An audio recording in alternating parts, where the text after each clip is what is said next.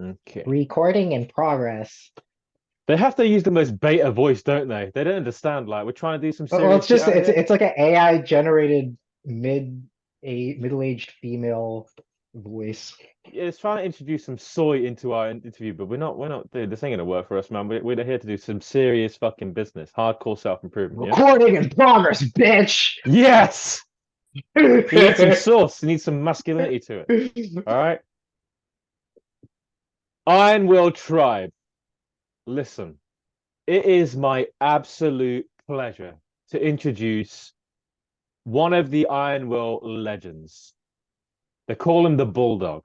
They call him the Brown Shogun, the overcomer of obstacles, the breaker of barriers, the destroyer of all limitations. This interview today is going to be celebrating this man and his achievements and the epic, epic turnaround that he made in his life. From running away from home at 16 to escape cult indoctrination, to having to rebuild his life, rebuild his friendship groups, and to find his place in the world, to finding music and finding fascination and expression and creativity, learning a foreign language, getting himself together, and then moving to the mountains with friends to rebuild himself and to recreate his reality. The Bulldog found ways to make great money. He found ways to rethink his life, and he found ways to ultimately go on a mission of self improvement and self discovery. This man's achievements and his turnaround is legendary and has inspired many people. And it's taken him all over the world, from starting his journey in America to learning how to cold approach, to finding romance, intimacy, to going to Japan, to overcoming a range of obstacles, range of limitations, and ultimately getting jacked, looking good, and finding a relationship. He is an example of a success story who embraced iron will principles, who embodies determination, who embodies work ethic, who never gives in. And we're going to learn a lot more about him today and to dive into the story that is going to inspire you. Bulldog, what is up? Hey, Listen, man, I'm excited.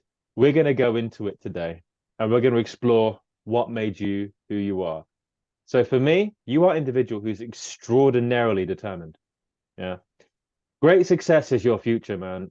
You're gonna do a lot in this life, and you're basically a person who's unstoppable. You have a hell of a lot of drive. You have strength in your conviction.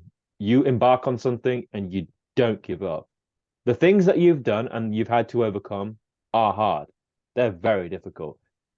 You've not had an easy road in any way, shape, or form. That's what makes you so impressive. This is just the beginning for you. You're going to do a lot in your life. But today, we want to capture this story and learn about it. So, to start us off, I would like us to go back to your early years. Take us back to before you were the Bulldog. Take us back to Sherwyn in his childhood. Go back there and yes, share. yeah. So I was born in India. Let's start with where I was born. Um, and oh wow, I'm gonna get doxxed. But anyway, I moved to the US when I was a baby, so I'm basically American. I don't have an Indian accent, as you can tell. Um, it was because my dad found an opportunity in the US, so he was hustling. So shout out to my dad. He's been hustling since he was a kid. So, because he was raised in kind of a poor Indian family, kind of in a crappy town, and he was determined to get out of that. So, that's why when I was born, he was able to move to the US and raise me in America instead of India. Um, but since he was working a lot, he wasn't around at home a lot. So it was up to my mom to raise me, and my mom basically was sort of supplanted from India to America with like no connections, no friends. So she, she's kind of lost, and she used to be a Catholic, but she didn't like any of the Catholic churches in America. So she ended up running into Jehovah's Witnesses. If you don't know what Jehovah's Witnesses are, they basically go door to door preaching. They've probably come to your door with like a Watchtower magazine or whatever. Um, and my mom basically really liked that religion, and she converted to being a Jehovah's Witness. This was before I was age 4. I was like 3.5 years old, so I wasn't even aware of any of this. Um, so my dad's always working, and my dad's like home like 1, 2 days a week. Um, and my mom is basically has 80 to 90% of control of my existence. And so it's kind of like a single mom situation. Um, and plus, my mom is very overzealous about being a Jehovah's Witness. So she wants to mold me into being a ideal servant of Jehovah. Um, and I was actually all for it when I was a kid because I didn't know any better. So I was taking it seriously. Um, but the thing is, I was also like the shortest and the weakest kid when I was always running. Not only did all the guys beat me in the mile time, all the girls also beat me. This was every year in elementary school. So, and yeah, I couldn't do push up. Like they had like the fitness test. I couldn't do a push up, let alone a pull up, obviously. Um, and so I was kind of like typical story of, oh wow, kid who gets bullied. Um, and so I had that, and then plus Jehovah's Witnesses are very strict with who you make friends with. So, and my mom was very strict. She was like, don't make friends with anyone who's not Jehovah's Witness. You need to preach to all your classmates, blah, blah, blah. She would make me do shit like, so in elementary school, you had like your birthday, right? And like when someone had their birthday, we'd all celebrate in the class, right? But every time it was my birthday, I had to go up to the front of class and give a speech like, oh yeah, this is my religion, blah, blah. I'm a Jehovah's Witness, and we don't celebrate birthdays according to this Bible scripture. And if you're interested, like literally giving a fucking sermon in class, like fucking age 6, 7 year old giving a fucking sermon to class. So yeah, that's gonna do a number on your social ranking, Oh of man, course. yeah. Um, so and like there's one thing I really wanted to do when I was a kid. It was really wanted to join a baseball team. I was always like practicing in the backyard with like like those pitching machines, like those little plastic toy machines, and like hitting in the backyard. And my dad was like, "Yeah, I put him in the baseball. Come on." But like my mom was like, "No, it's gonna get in the way of the meetings, and you should be chasing worldly pleasures." So anyone who's not a Jehovah's Witness probably has no idea what I'm talking about. But if you know what Jehovah's Witnesses are about, the term worldly pleasures should probably strike a chord. Um, but yeah, so that's the initial story. And so my parents and my dad was seeing how my mom was raising me, and so they divorced when I was like 11. Um, and And at first, I mean, everyone probably watching this probably knows how hard divorce is on, like, especially the guy, the father. And my mom initially got like 6 days a week custody, and so that, yeah, that kind of sucked. And eventually, I like sort of fought through. Like, I wanted to spend more time with my dad, and I eventually fought. It went from like 6 to 5 to 3 to 2, like. But yeah, throughout all of this, the way I was able to kind of escape was the computer. There was always a computer in the house.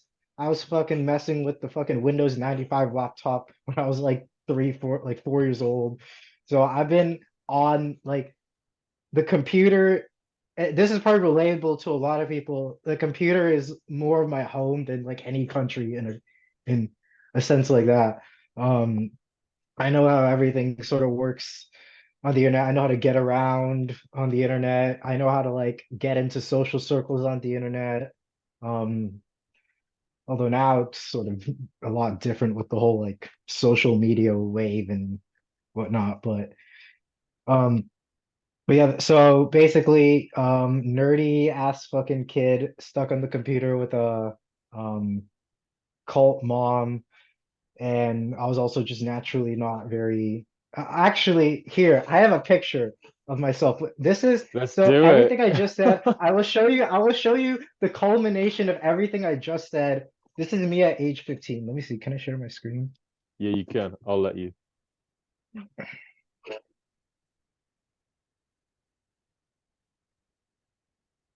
Does it let you? Yeah. Okay. Can you see anything? It says started screen sharing and it's got Firefox browser and Okay, Japanese wording. Firefox. Okay. Okay. Yeah, that's me when I was 15. Wow. Yeah, I used to Wow. make a lot of YouTube videos, so I have a lot of Wow. yeah. I've never seen this. Wow, man. You had braces Yeah, and glasses and you're wearing a headset and you're so into technology at 15. yeah. Man, this is crazy. I didn't even have an internet connection until I was like in my house until I was like 17, 18. Oh wow. Yeah, no, I've been doing a lot of stuff on the computer. I used to edit videos. I used to just like I used to mess with I used to learn how to use every single application on the computer and stuff. Mm, Um, but yeah, dude. anyway, so Dude, that picture, like, I just want to stop for a moment. That picture, dude, like, this people don't understand, dude. Like, this is why you're so impressive as an individual. Like, you grew up in an isolated environment where, like, you were essentially cult indoctrinated. Uh-oh, we're going back to the screen share. yeah, yeah, I'll just keep it up Oh while yeah, you yeah, talk. bang on, yeah. So you were like in a religious cult. You didn't have the opportunity to properly learn how to socialize and be with people because essentially at a very early age, you were formed to serve Jehovah. And part of that contributed to you being at a certain level, kind of just seen as different from your peers, and made it a bit more difficult for you to really connect and have fruitful friendships and relationships that we need to develop. And you went into a digital world and existed through a computer. Your reality was mediated through escapism into a digital world. The fact that that was your foundation and you had to systematically like overhaul every facet of every fiber of your being from how you look, how you talk, how you relate to other people, and painstakingly learn all of this, like for most people, they would consider it impossible. The extreme measures you took for years to develop yourself, there's not many people who could do this. This is remarkable, man. And as we'll get to, you're now enjoying the fruits of your labor. But man, just looking at this picture, dude, this is an image that like a kid who's being bullied, who hasn't got friends, who's like religiously indoctrinated, who lives his life on a computer. These are the poster child for inceldom, long-term isolation, long-term like Yeah, losing the thread, being disconnected from the social body. People will look at this picture and think, yeah, what the fuck? Like I don't even see the humanity in this. I can't even imagine this person out there doing things. exactly. You know, this isn't even the worst. Like I don't even have the worst anymore. Um, like I have more in the timeline, but I think as we get through the timeline, I can talk about more of it. Yeah, I'd But love that. I will say this is not the low. Ah, this is close to the low point. There's some local minimums here and there too, but I think this is a pretty accurate representation of me up until age 18, 19-ish. Mm. And it's like when you're a kid, dude, like some things you're not fully aware of, like your instincts and your like urges aren't fully there. Your hormones aren't pumping, and there's a naivete that you have. When we like seek escapism, because I can relate to that, and join online communities and spend a lot of time online, there is like almost a nourishment that we get from that, some minuscule level of like, I'm a human too. Some minuscule level of getting our needs met, and other people are kind of approving of us and seeing value in us.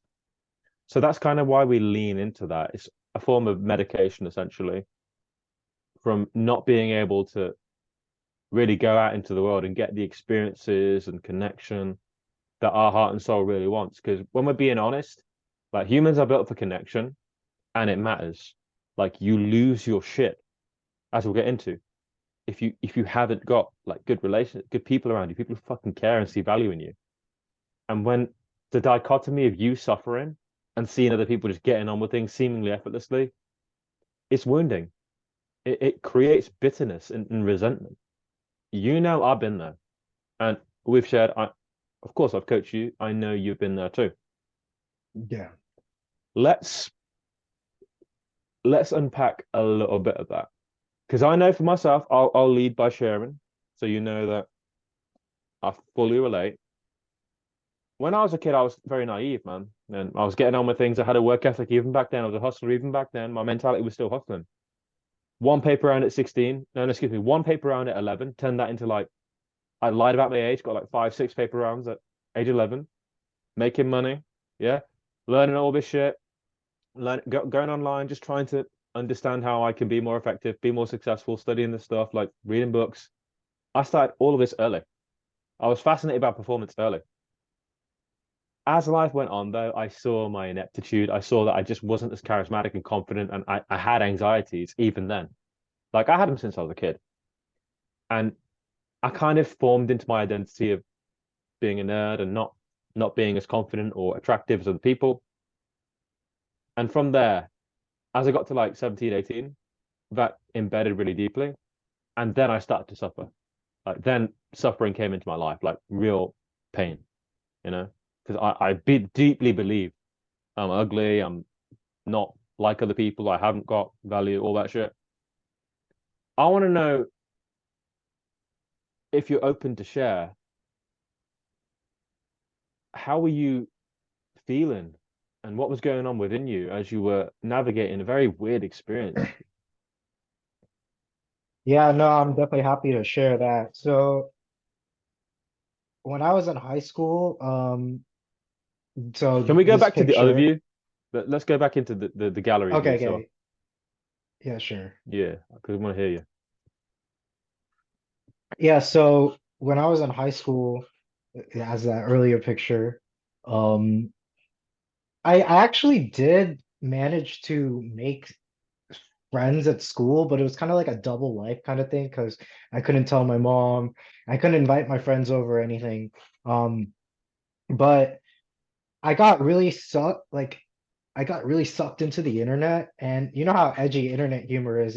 And there's a lot of it that's sort of deliberately mean. Like you learn that being mean to people is cool, and I picked that up, and sort of out of my I will say like out of my own responsibility and own fault, I started um expressing that in real life, and because I thought that was cool.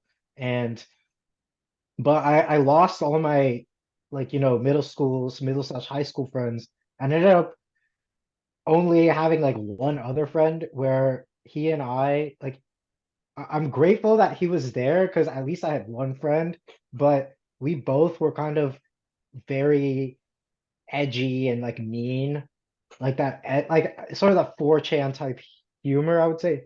I wasn't on 4chan, but like that sort of, I think that to give an example of what I'm talking about.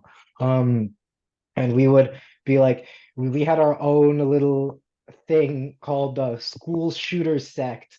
That was our like little club. So yeah, you hear all about shootings. I was in America. That's where all the fucking shootings, school shootings are.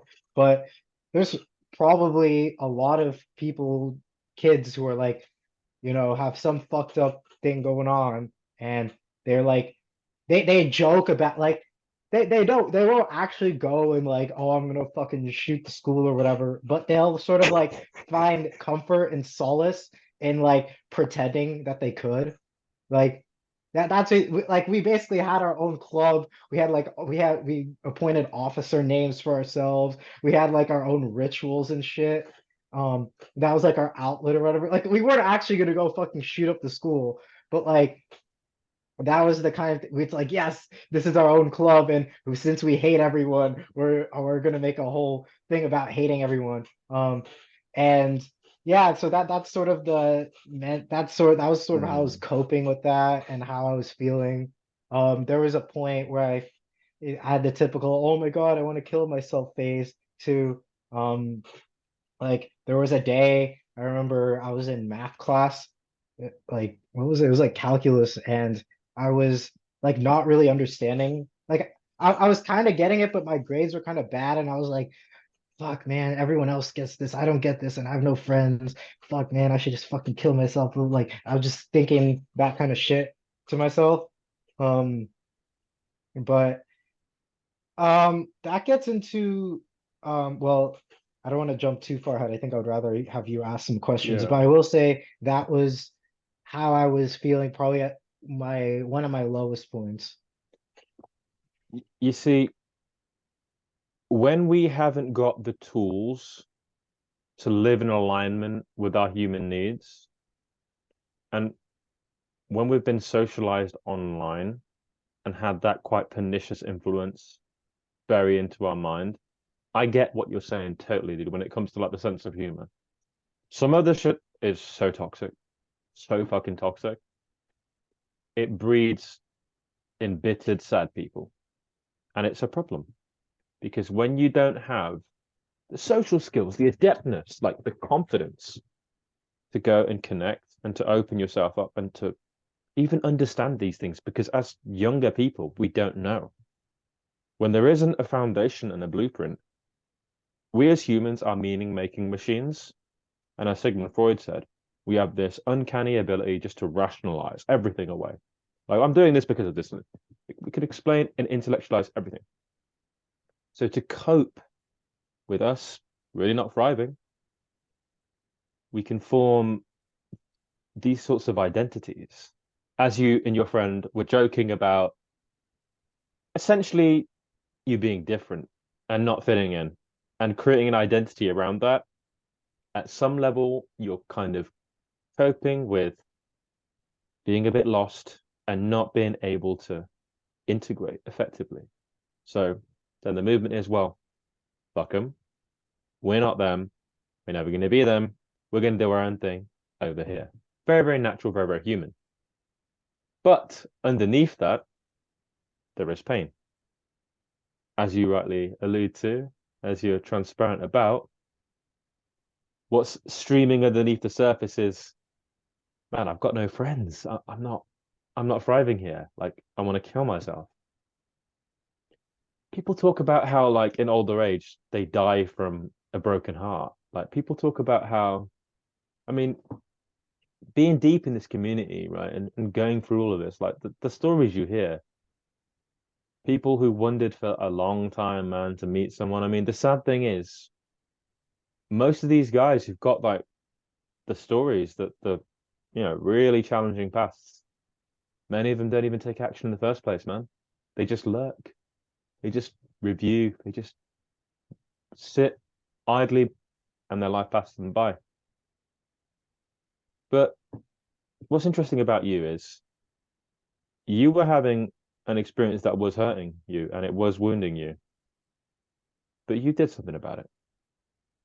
As you're going through this, I know the next stage for you is you did make some decisions to fix your life, and there was an attempt at goal setting. I remember what you told me the number one goal of that was and how you thought you'd fix your life. Talk to me about how, as you're going through this, your inner voice guided you to think about how you can create a different reality. Right. So I think the first how I can create a different reality. So as I said, I was raised by a mom who's a Jehovah's Witness, which is effectively a cult. And it was kind of like, damn, is this the only path I have in life? I don't want to, this is not the path I want in life. What can I do about it? Well, fortunately, as I said earlier, I had kind of kept even though my mom initially had like 6 days custody, because I was sort of adamant about, oh no, I don't want to like be with mom all the time. And they I think the courts managed to take the father side if the kids sort of on the same page. And I kept saying like, no, I want to see dad more often. I want to see dad more often. And so it got to the point where I was actually seeing my dad um pretty much. There was a point I was seeing him all the time.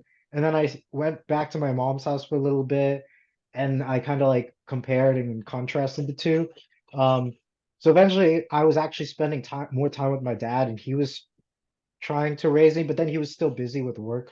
But regardless, I wanted it to end to this sort of double life. I'm not actually like I was still going to these Jehovah's Witness meetings and participating, but like I don't actually believe this shit. Like I don't want to be ingenious. I don't want to be what do you call it? I don't want to be like fake and tell people shit I don't actually believe in. Um, so there was a day my mom and I had like some fucking quarrel about something. I don't even remember. Um oh, it was like it was actually dumb as fuck. Now I remember. It was like about like her not letting me use the computer, but like she was like, I'm not gonna let you use the computer now, blah blah blah. And in that moment, I was like, I didn't say fuck this to my mom, but I was like, no, fuck this. I took my computer, stuffed in my backpack, and ran to my dad's house. My dad's house was like a 15-minute like run, I guess, 15-20 minute run. So it wasn't like too far. Um, so I ran away from my mom's house and I told my dad, I was like, I'm not going back to my mom's house. I can't deal with that. I don't want to live that life. I want to live with you.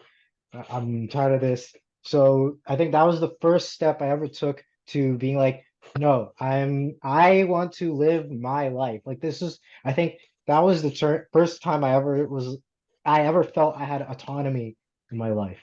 When I decided, you know what, fuck this, I'm gonna leave. I'm gonna go live with my dad instead. And it wasn't all like roses from there, like happily ever after, but that was more the start. So yeah, I ended up like I went back to my mom's house once to pick up like some clothes and stuff, but from there I didn't live in my mom's house anymore. So that was the first step. I think we know as humans that the heart wants what it wants. If you're not happy and it's not working for you, we have to change. You know how many times I've had to chop and change, like in this journey that I've been on for years, like location to location to location to improve myself more, to just slowly making incremental progress after years of grinding. Because I know, man, like I have a vision and I'm just not going to stop until I get a taste of what I'm looking for.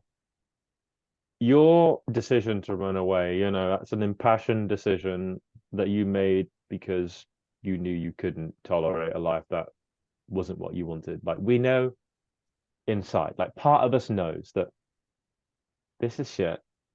This is just shit. This is not fun. We see things even as younger kids, we know there's better out there. We know you can be happier. I didn't want fucking bullshit isolation. I didn't want a life where I was limited. I wanted to just flourish and fly, man, and do all the things that I wanted to do, no matter if it's silly, no matter what the case may be. And I had to really fight for that very, very hard. Now, as you run away to your dad's, somewhere along the line, you start to think about goals and things that you could do to start to get a better life. One of them, I think, was learning a language. One of them, I think, was getting your first girlfriend. Where in your timeline do you start to think about, okay, here's some things I'd like to go get? And what were those things? Yeah. So before I talk about when I first was like, okay, I have a goal and I'm gonna go get those things, I had this phase like about a year or so when I was living at my dad's where I was like, finally, autonomy, I'm free. And so I wasn't immediately like, no, I have goals. I want to like fucking do this X, Y, Z, A, B, C. I was in this phase of like sort of hedonism that, oh shit, I'm at my dad's house. My dad's not even home that much. I can do whatever the fuck I want. And that had some repercussions, but I was fucking, but Hmm. I was fucking obviously on the computer all day. I was going to bed at fucking like my school started at 7 a.m. I was going to bed at 5 a.m. So and I would come home from school and take a fucking nap and go back on the computer. But I would say that wasn't all like total waste of time. The first thing I ever like I think goal or at least something I chased that I wanted to accomplish was music, like music production.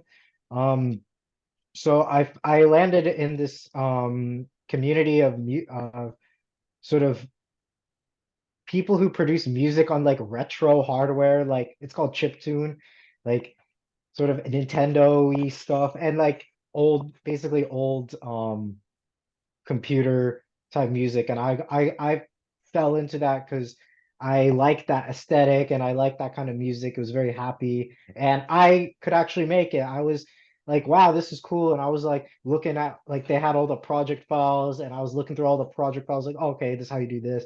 And I would make my own stuff. And there was a site where people would do contests. It was a site called Battle of the Bits, and where there's contests with very music contests with various themes. And here I actually found like a pretty like a starter set of like I guess it was still internet friends, but it was like, oh, finally I feel a part of something. So like there would be these bigger contests. I'd be like, okay, I'm gonna try to get a high score in this. I'm gonna try to place high. And like I at first I sucked, but then I eventually started placing like in the top like 5% of stuff. I started like, make my music got better. I was like, there were other people who were very good at music. I would talk to them on chat. We were chatting all the time, and they would give me music advice and like basically for free, music knowledge for free. And those were like my first like real, I would actually say real, because I actually started meeting these people in real life. We'd like meet up in certain places. Um, and that there's a whole other story behind that, but I will say um the initial period when I was free from my parents, I was like, oh, fucking do whatever I want. Now, when I started getting quote unquote serious was so my dad, we moved states when I was after high school. My dad was playing, he remarried, and we wanted to go live where my stepmom was like from. So we all moved there when I was 18, and my dad was like, okay, he started setting down the law because he saw what happened when he was like, oh, just leave him on his own. I was basically a fucking retard. Hmm. Um, so my dad told me like, look, you can live with us, but you gotta go to college. You gotta like go to university. You gotta like I'll pay we'll pay your bills and whatever, but you gotta start like at some point get a job and take shit seriously. So that sort of clicked, dinged something in my head because before that I was like, what the fuck I'm gonna do in my life? I don't know what I'm gonna do in my life. Oh, I'll make music. I'm gonna make video game music. Make video game music when I grow up or some shit. Hmm. And there are people who do that and they make some amount of money, but it's a very high supply, low demand job. Hmm. And my dad was like, kind of be like, okay, be realistic, blah, blah, blah. Um, and I ended up, fortunately, since I was in that community, there's a lot of programmers. So I ended up getting into programming, and I was telling my dad I was getting into programming. He's like, yes, do programming. He encouraged me to do programming. So I started like I was making stuff on my own when I was still in high school, like making chat bots and whatever, um, and websites. But my my dad's so as my we moved and my dad was telling me you need to start taking your life seriously. I was like, okay, well, I actually have a path forward. I can just study computer science and software engineering, and obviously I'll be able to get a job with this. So I was taking that seriously, and the net result of that was, after I spent 5 years in college, uh, the net result of that was, I made a pretty high paying job, way more than I thought. And to the point where like I'm living in Japan right now, and I've not earned a single dollar in the past Hmm. like 12 months, Hmm. and I'm still totally fine. So that's the amount of like, that money I was able to make. And that was the first time I was like, oh shit, so the music thing and the programming thing, those are the first two things I was like, oh shit, I'm not completely useless. I have like actual abilities if now these are things I liked, but I was able to, make I+1 increments of progress and, get to a level of competency where it had positive impacts on my life. Um, Yeah, yeah. it's. I feel as if we as humans, unconsciously, perhaps we go towards what makes us feel good, and we go towards the things that, at some level, just nurture us, and we avoid the things that make us feel bad. Whereas I like to say, make our soul feel cold. We'll go towards the relationships, we'll go towards the people, we'll go towards the communities where we're just feeling some sort of nourishment and warmth and positivity. And in your case, you found a community where you were accepted, where you could be part of something, where you could have some sort of sense of belonging. And obviously, that for you and for many humans in this world, that was important. So you made some adjustments in your life, perhaps unconsciously, to have community, connection, some of your human needs finally being met, and also seeing that there is value for you and you have competency and you can be effective and you can put time, energy, and focus into things and get things out. But there's complexity here because as you are navigating your journey and as you're becoming more competent, and like you said, you spent 5 years in college, you're starting to carve out a new identity. One thing that it might be a bit of a trope about folks who've spent a lot of time online, who then pursue programming. Sometimes the social side of life, right? From what you've shared, evidently it was always just important, but sometimes it's a bit of a struggle and it can be a bit tricky. Contrast with some folks who actually are very socially adept and can go to college and thrive and seemingly do just fine. Just exist, bro. Just be confident, bro. And things unfold. Just be Yeah, yeah. yourself, bro. Yes, that we yeah, yeah. Don't get me started. I might need to punch something. But yeah. But you go away, and to your credit, you're a smart and hardworking person. You've got talent, you've got ability. You start to be effective. You're very talented in programming. You're an effective professional. You make your money, all that. But talk to us about the social side and talk to us about relationships. What was going on in college in that area of your life? Yeah, so my entry point into social things was, of course, the most computery thing possible. It was anime. And Wow. I'm actually not exaggerating when I say anime changed my life in for like the better. In the way that probably I don't know if anyone else has had a story like mine, but I'll explain. So yeah, as I said earlier, I had a phase. I had like a couple friends in high school, middle school, but then like I lost them because I was being a retard, internet retard.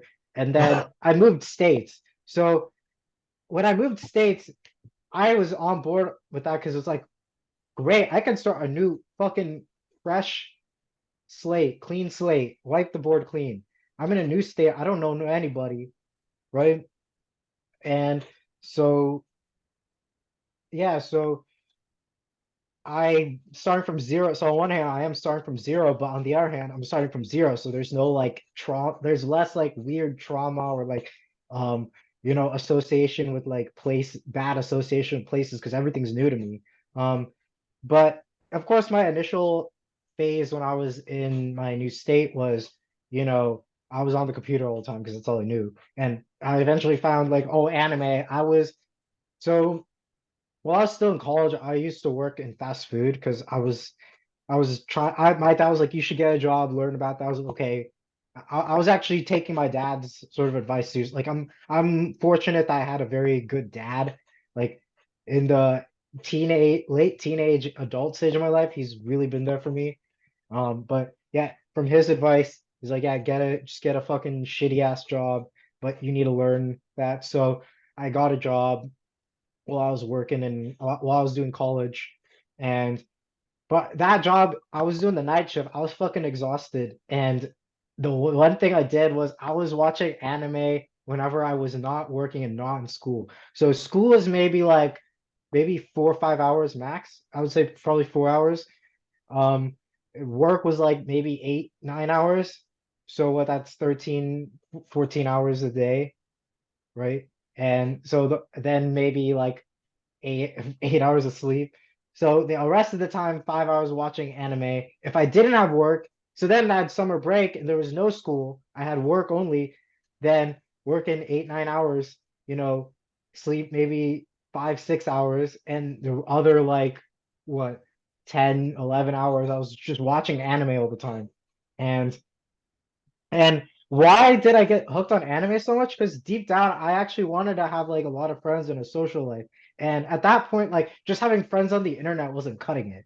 Like, you know, and especially it's a fucking sausage fest, right? Like these are people who are making music, like hacking old video game consoles to try to make music on them. Okay, this is like there are more, let me put it this way, there are more transgender females than females. Like I'll put it that way. It's not exactly where the girls flock to. Yes, there's Hmm. so there's so few girls that a bunch of guys decide I'm gonna become a girl instead. Someone But has to tip the balance, man. hey, but I digress. So anime, it's like okay, it's all cute girls and they're all having fun, and that's what I wanted. I didn't have that in my life at that point. And now, why this had the best impact possible on my life because I watched that and I was like pissed. I was like, fuck man, why is that not me? I want to be this anime protagonist with all the fucking girls liking him. Or even not even that. I just want to have like a bunch of friends I can just fucking go and chill around with. Like there's like two genres I watch with slice of life, which is just all the characters doing bullshit, just nothing. And the ones where the guy had like every other female character like him, like obsessed about him, those are the two anime genres I watch. Um, Mm. I wasn't really a fan of like the fantasy stuff or like One Piece, whatever. Like that didn't appeal to me. It was only like slice of life, people just having fun doing bullshit, and got male protagonists where all the girls are obsessed with him. And I was like pissed off that that wasn't me. um, so the first thing I did was I was like, wait, I'm going to college. There's literally 25 other people in each class I have. Like there's people like these characters are going to school. I'm going to school. Oh, okay, I can do the same thing. It was sort of just like very logical. So I just started to I remember the first thing I did was I was like, okay, I would observe like people hanging out during class and after class or whatever. So I was just like, you know what, I'm just gonna go there. Like, why the fuck not? I'm just gonna go and sit there. Like they were talking about whatever, and it was usually about maybe homework and shit. And I like already did all the fucking problems. I was like, yeah, I did this, blah blah blah, and we would just start fucking chatting, and then oh, they're go, hey, we're gonna go. Like they were just discussing like, hey, where do you want to go eat? Oh, I don't know, blah blah blah. Let's go eat at this place, and I just happened to be in the circle of people, so I just tagged along. Like it wasn't even like I made like this big entrance into this group of people or anything. It was just, oh, I just there. And then they were all talking and yeah, okay, yeah, sure, let's just fucking go to this Chinese restaurant together. Um, And yeah, of course, like I didn't make that. The story wasn't like, oh, this is my lifelong crew now. Now we have my own fucking anime. But I did that with like various different groups and different classes, and some groups I only hung out with once ever, and that's it. Other groups I kept hanging out with, and eventually, like over a course of a year, I found a crew that I stuck with. So fortunately, I was in college, so it was very easy to do that. Mhm. Um, and note that like the picture of me that I posted up earlier, that was still mostly how I looked. Like I looked maybe a Mm. little bit older, but I didn't have the braces, but I still had the glasses, the sort of like fucking bullshit hair, like not Very bald, but just basic. like just like a $9 Yeah, haircut. the most minimal shit that they can do, just make him look human. Just chop off the hair. It's getting annoying. Yeah, that's Now pretty I have much a it. completely different hair thing, but No so personality, just nothing. yeah, so that was the first, and of course now a lot of these people were also fucking like see it like programming nerds. Not all of them, Nerds. some of them were, but like that was a step up from just online, exclusively online friends. And Yeah. um, you know, I have a really good story here. It does digress a bit. Can you peek me what the next question is? I want to know if it'll cover the next question. We were going to go into your early attempts to fixing your life, moving to the mountains, getting to Quito, and discovering. Okay. Then I have to tell this story now because this Yeah. is way before that. So I have to take a detour on this whole. So I got into this anime shit, right? And I was like making friends and shit. But I had this one online friend, and this is some shit. I've actually said it before on the Kill Your No Loser forums, but I'll say it in this interview because I there's probably there's this is not a very nice thing I have to share about myself. And it's not very I really don't want to talk about it, but I think it's gonna be relevant. Um, so I got into anime and shit, blah blah blah. And there's this other guy in this music community I was in who was of course also into anime, blah blah blah. But like I said this earlier, like in these music communities and these like sort of online art communities, there's a lot of transgender people, right? And you know, it's because there's no chicks, and Hmm. or like and maybe there are chicks, but they can't get any chicks. And so that's what Hmm. happens, right? Um, and so there's this guy, he wasn't transgender, but he was very like he liked all the anime shit that I did too, and blah blah blah. And we used to talk. We were actually talking since I was in high school, like since I joined, and he was actually 9 years older than I was. And so we started talking when I was 16 and he was 25 at the time. Um, and Hmm. like I did have friends that were older than me, but most of them were just we were just talking about the fucking music shit. But this guy, we were getting really deep into like personal issues and shit. And he started like trying to hit on me, but I was like, oh yeah, cool, I'm getting attention. So I actually didn't Hmm. mind it. And I was so like socially disconnected that I wasn't sure what my sexual orientation was. I used to tell people, oh, I'm bi, probably, yeah. I don't care if it's a guy or girl. Because I didn't know any better. And I had like no sex drive when I was. Yeah. I mean, Yeah. can you if you saw the earlier pic of me, would you think that guy has any sex drive? No. There's no sensuality there. There's no like connection to sexuality at all there, you know. Just Exactly. repressed. So I let me see where I'm at here. So I got into a very deep sort of online relationship with this person, and he Hmm. lived in Europe. Okay, so I live in America, he lived in Europe, and I now everything I'm about to say is everything is like all like there's no like forced actions or non-consensual things. But it was sort of like a lot of like sort of emotional manipulation. He would do shit like if I said something that he didn't like, he would like immediately log off and then make me like then come back and be like, hey, so you understood what you said, blah blah blah. Kind of like that kind of like petty emotional manipulation. And I fell for it because I wanted to keep talking to him. Um, Hmm. and then eventually, but like I saw him as like a close friend or like yeah, let's just say close friend. Um, and eventually down the line, so after I turned 18, that year I turned 18, he flew from Europe to America to visit me. So that's Oh, okay. something. Yeah. Creepy. We met up. The first time we met up was fine. We just had fun and it was like, okay, like we just hung out and like saw things. But then the next year he came again and like that time was kind of fucking weird. And I don't want to get into all the details of that. Let me just say there was a hotel room involved. Mm, And I have, if you want to link in the description, I have the actual story public. It's public. I don't want to get into this podcast, but yeah. I did post the whole story public. Um, but yeah, so the reason I digressed on that detour is because that was we're gonna this interview is eventually gonna get into like sex and like girls, but I think this part's important. So I had a phase where I was like confused about who I was, like, oh man, I don't have I'm not really good with girls, but like I don't know if I'm gay or straight. I have a lot of you kind of confuse sexuality with like um what do you call it?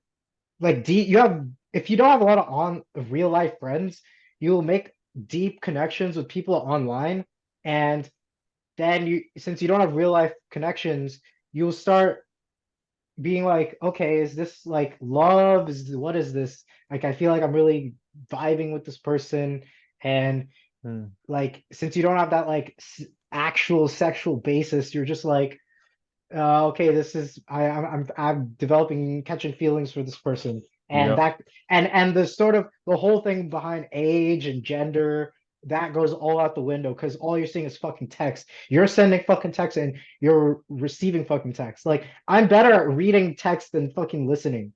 So, Yeah, man. but Yeah. but anyway, so I had a phase where I was very confused about that. But okay, so get back to the phase when I was in college. So I'm making friends in college. I'm like actually, putting myself out there thanks to being jealous of anime characters.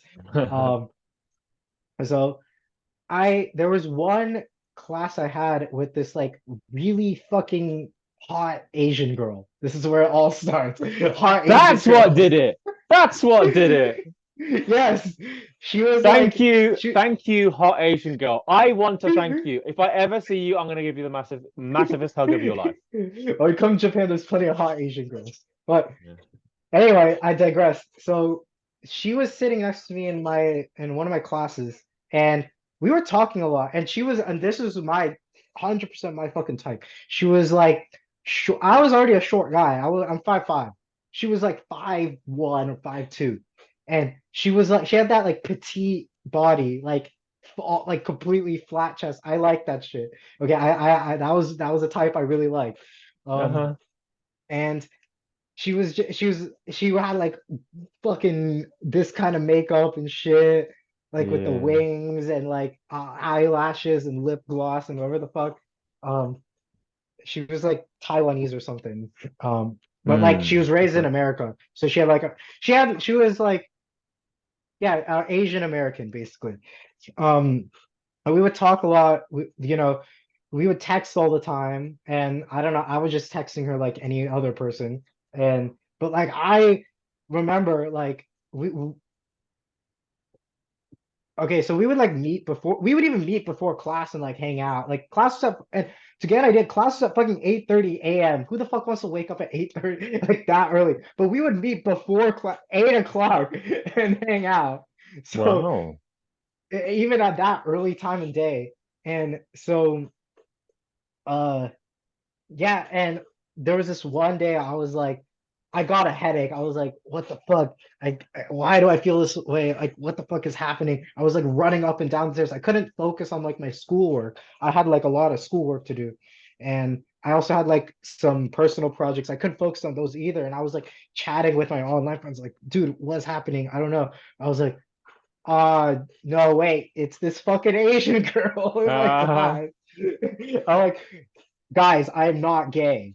This is like that was the first thing I said. Like I The didn't even say epiphany. the Asian girl. I was like, I'm not gay. guys, I am not gay. Like I am definitively not bisexual. This is like that was the first time I felt like visceral attraction. It was age 20. I was coming of Wow. age 20. But um yeah, so then I was like, what the fuck do I do? And so what I did was like I think a couple of days later, I told my group chat, I'm like, okay, I'm gonna fucking ask her. I'm just gonna fucking ask her. I have to get this out of my head. I don't even care if she rejects me. I just need to get it out of my fucking head. So like it was so fucking awkward. But like I told her, hey, let's meet for class, whatever, blah blah blah. And I was like, hey, come over here for a sec. It was like so set up, like this is not how you do it. It's Um, well, great. well, I don't want to say this is not how you do it, but like it was so set. I was like, hey, come over here for a sec. Hey, this is what I remember what I told her. It was, I can't stop thinking about you. I can't get you out of my head. I want you to be my girlfriend. Go out with me. And she was like, uh, um, like kind of like, well, I don't know. I kind of I don't even know what her. I don't think she didn't straight friend zone me. That was the thing. Oh, Mm. this is what she said. She said, "Oh, I'm kind of not looking for a relationship." That's what she said. She didn't say Okay. I want to be friends. She said I'm not looking for. We're just still friend zoning. Yeah. But that again, I'm not gonna get into like pick up specifics. But It's like okay. the point was, okay. But we kept hanging out after that. Like it was like that happened, and then we just kept hanging out. But then like she started texting me. Like she would send me pics of her in an outfits. Like, oh my god, you look cute. And this, oh my god, I'm so ugly. Mm. And sad face, whatever. And oh my god, I have no boobs. I'm so insecure. Blah blah blah. I was like so blah. I was like, no, I like flat. Just I'm actually perfect with that. Like that's what I like. And she's like, wow, that's so weird. And I was at a luckily I had a stepbrother who was really good with girls. Like he was like one of those natural guys. Like he's an auto mechanic, so you could get an idea of like auto mechanic tattoos, that kind of guy. Um, and I was telling him, what should I do? Like, I don't know what to do. Like, ask her out for a movie, that's what I do. I asked her out for a movie. She's like, oh no, I don't know if I can do that. My mom's strict, blah blah. Like, so, but at the end of the day, I think there was some point where I was like, I told her, look, I can't talk to you anymore. Like, this is tripping me out. Like, Yeah. it was kind of one of those things where I can't like be your fucking friend. Like, you know what I mean? Like, I can't spend time with you if we're not gonna go out. If I'm Hmm. just not gonna like talk to you. And I was the type of person where like I wouldn't just cut it off right there. I sent like long ass fucking paragraphs, like fucking long like back in the day when you sent text messages where it had to span multiple messages Mm. because like they had character limits. So like if you sent a long thing, it would split into like chunks. Like I was sending shit that would get split into like six different messages. Whoa. Damn, dude. And it wasn't like confessing my love to her. Wow. It was more like I can't fucking like it was more like just me like brain dumping on her. Because I was like I didn't know how to handle it. But yeah, that Mm. that was that was the first sign I was like, fuck, I am not fucking gay. And that was but like I didn't do anything with that after that. After that point, I was like, I gotta focus on school. I gotta fucking graduate. Once I graduate, I'll figure out goals. And I think I don't know if that was a good move or a bad move. Whatever, it was a move. And yeah, I was able to get a pretty well-paying job out of college, so I don't think it was a bad move. It was like I was not a move I regret. Um, that being said, I maybe there was a lot of chance I missed out on, but um, yeah, I that was when I was yeah, I'm not fucking gay, but I'm gonna put this off till later. There was one girl I asked out after I graduated, but she told me that she's like, "Oh, I'm lesbian." But uh, That's gonna be a hard one to pitch. yeah, exactly. Um, but yeah, so my life at this point, before your next question, my life at this point was, oh, this is when the pandemic happened. I won't get into what happened after that until you ask the question, but pandemic hits now. So, but at least from my first phase of my life where I was like indoctrinated by my mom and like stuck at home and looking like a fucking googly-eyed, fucking sexless, Nerd. yeah, basically genderless, And androgynous in kid, incel. child, incel. Yeah. I went from that to making friends in real life, getting at least getting rejected. Well, Have you tried? talking enough with girls Yeah. where like they would like be in my radar. Mm. Getting a well-paying job. Uh, I also, by the way, from all another thing I had problem with anime was I was reading fucking English subtitles and I hated that. So I started learning Japanese and I got like conversationally fluent in that time when the pandemic hit. So I had gone from yeah, that to at least well-paying job, uh, you know, conversational in another language, friends, solid friend circle. I had also started lifting by that point. My one of my friends was like, "Hey, I'm gonna lift, and do you wanna spot me?" And I was like, "I don't know what the fuck I'm doing, but I'll join." So I also started like I wasn't totally like fucking skinny Yeah. and shit. I started lifting. Um, so that's a good like middle point I reached in Mm. for about yeah, that was about give or take like 6, 7 years of not being at my mom's. You started to piece it together, man, and your internal guidance system, which every human being has, like once you get out of your own way, you will move, you will go towards things. It's very, very human to just be proactive and put yourself in some sort of direction. This is why one of our mutual mentors, Andy, says that provided you don't quit, you can accomplish your goals. Because when you just keep going through things and going through things, even if you have to suffer a bit, even if it's quite painful and long and it's a journey, some um difficult and thorny territory, you will get there in the end if you are just persistent. Here, what I'm hearing is, dude, you had the balls to take action. Like, it's hard for guys to ask girls out. It's really uncomfortable. Yeah, you had rapport with her, you chatted to her for an amount of time, but you had the balls to give it a go. And then when it didn't go the way you wanted it to, you cut it off and moved on. And then you tried again with someone else, but it's not happening. Clearly, part of you is getting some desire for connection and romance at this point. That's why you've asked them out. Um, but of course, it's not happening. I think at this point, to put it in crude terms, which I don't like, but the most you'd done, so to speak, was holding hands with the girl. Now, dude, you're like graduated, you're going into your career, you're made some really good progress, you're making good money. But in the world that we live in, certainly back then, I know for myself, guys would ask me about relationships and who I'm dating and what's going on with me. All these things were happening. I remember I used to like yeah, just bullshit, just like yeah, I'm doing this, I'm doing that. Maybe this is going on, but I just avoid the subject, just get away from the subject matter. Had a tremendous amount of like shame that I was not able to meet anyone. I did have no options. There was no real interest in me at all. Now I understand why that was. I was not very confident. I had a bit of anxiety at that time, definitely, and then it did get worse. And I was also like, I had a few extra pounds because I was obsessed with powerlifting. So yeah, that was horrendous for my physical appearance, man.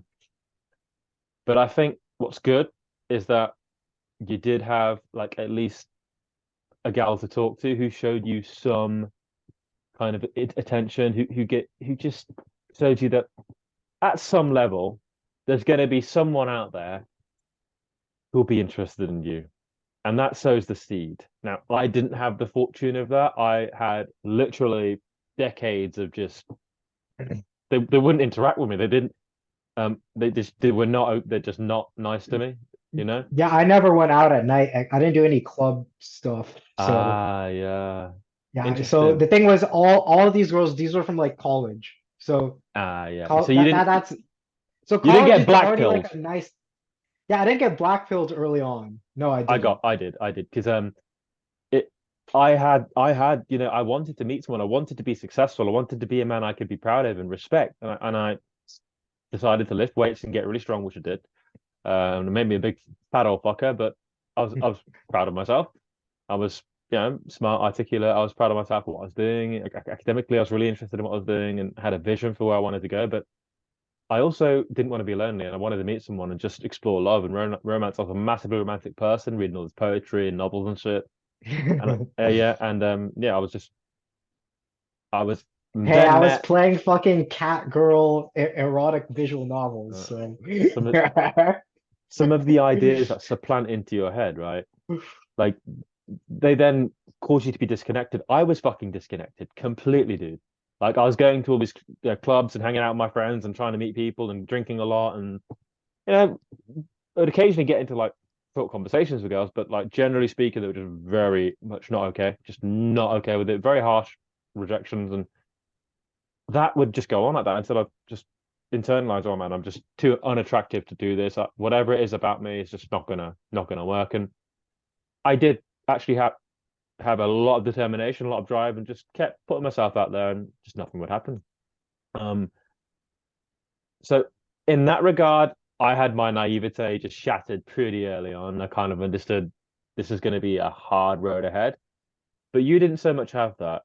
Um, in your case, though, underneath the surface, some form of frustration is building up, and I'm sure at some point you're asking yourself, like, what the fuck, man? Like, what's going on? Like, I'm now in my like 20s. I've not met anyone. Like, is it going to go on like this forever? Because I know I was feeling like that. And somewhere along the line, you decide, no, I'm actually going to go and I'm going to get my first girlfriend. Talk to us about like how that crystallized in your mind that no, I am straight and I do want to explore love and I do want to have someone with me in my life. I don't want to go through this life alone. I fucking certainly don't. And you came to the same conclusion. How did that go for you? yeah. So during the pandemic, I ended up moving in with two of my really good online friends. We ended up being like, "Hey, well, we're probably doing fucking nothing anyway. And we all have jobs.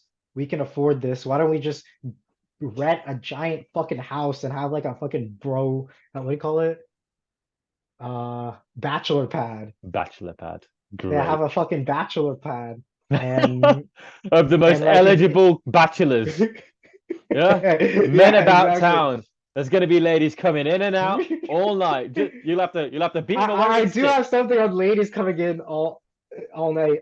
So the thing is, so I'm 5'5" Indian, and the other guy's like he's like 10 years older than I am, and he's like a typical average white guy, but he's like not focused on girls. He's like obviously we didn't move in together to focus on girls. We just wanted to fucking play video games and jam out on like instruments all the time and cook Indian food. That's what we did. And smoke cigarettes. That was the first time I smoked cigarettes too. So it was fun, but yeah, not great. But and then the third guy, this guy is 6'5", white male My height. model looks. Unbelievable. Yeah, your height, but like he has that like male model look and shit, and he's like, let's just say he's like the king. So we moved to like a very small town in The the deep Giga south. Chad. Yeah, yeah, and that 6'5" guy, he's like born and raised in that town, and so he's like the king of that town almost. Um, Hmm. and actually like like the thing is, this is the first mild black pill I got, but like I didn't even know the word black pill at the time. To give you context, this wasn't the first time I met this 6'5" guy. There was a time where we met up in Los Angeles one time, like me, him, and like a bunch of other like online friends, like 8 of us. We all met up together to fucking hang out. And this guy, so like I was driving to LA and I was gonna pick him up at the LA airport on the way from where I was coming from, and he fucking was drunk as fuck, and he had this Australian girl on his arm. Like we didn't know who the fuck this chick was, and they were both drunk as balls, and they came in my car, and so I had driven like fucking 8 or 9 hours at that point, and I had another friend who had flown in from another place, and he basically that okay this other friend flew to my house. We drove to LA together, us two, and then we picked up the 6'5" guy. 6'5" guy is has this random fucking Australian chick, and so I'm telling my other friend like, what the fuck do we do? He's like, I don't know. I'm like, okay. So these two motherfuckers in the back seat are like, I want sushi. I want sushi. Let's get sushi. I don't know why the fuck they want sushi, but they want sushi. So I'm like, fine. Fucking look up sushi place on my phone. We go to the sushi place, it's closed, but there's a taco place next door. Oh yeah, tacos are fine. So and it's like really shitty Mexican food. It's terrible. But like we go there and I'm trying to plan what to do next. And the Australian chick doesn't have a phone, but she's like, yeah, I'm trying to go to this other county to go to this weed farm. And that county is like 11 hours north. And and I'm like, I don't know what the fuck. I'm not gonna drive her 11 fucking hours. This is not my responsibility. What the So, fuck? but like she says, all I need is a hostel. I just need to go to a hostel. And she had money. She wasn't trying to make us pay her for anything. So I was like, oh, thank God. She just like she was just drunk and just needed like directions. So I Okay. put on my phone, I'm like, okay, nearest hostel. Okay, here's the bus route. So I pull out receipt paper. I'm like, okay, take this bus, blah, blah, blah, go to this hostel. It costs this much. Here you go. We walk her to the bus station. And I had my dad's like my dad had a hat in the car that it was there. She took the hat. I didn't like she was wearing it, but like I forgot to tell her to take it off, and none of us noticed. And she like took off with the. I was like, bye bye, whatever. Yeah, apparently my 6'5" friend, they were fucking this guy. He was on the plane, and this chick was sitting next to him, and they were like vibing the fuck out. And this random other black dude comes up on the plane, like, "Yo, you want guys want free alcohol?" Like he's just giving him and this girl specifically only free vodka shots. And I'm like, what the fuck? And then they're like making out on the fucking plane. And I was like, what the fuck? Like, how does this happen? And I was like, oh, this guy's just charismatic or whatever.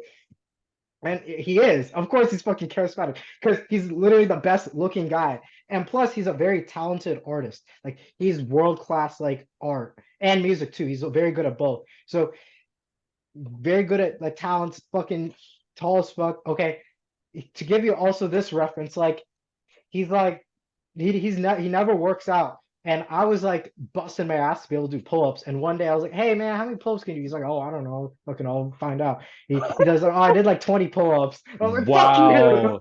you. That's really impressive. Yeah, this is like he's like top genetic material. Yeah, Like yeah. if Outlier. Hitler wanted his like this is the ideal Perfect specimen for specimen Hitler. of humanity. Yep, we can just breed Perfect. this out. Yeah, we'll have a really This is master race. Hitler's ideal specimen. This I'm is sure he what this was, guy man. is. Those But there's they're out there. They're outliers. They exist. There's people with just top tier like genetics who've just got extremely great facial structure, great bone structure, look great. And yeah, they kind of get a pass in life. They generally develop great social skills because they're getting a lot of affirmation. yeah, That's all well and good, but as we know, there's equalizers out there, and one of them is called just yes. fucking grinding ability. Yeah, so I'll get into that. So this guy, so when we live, so back to the current moment.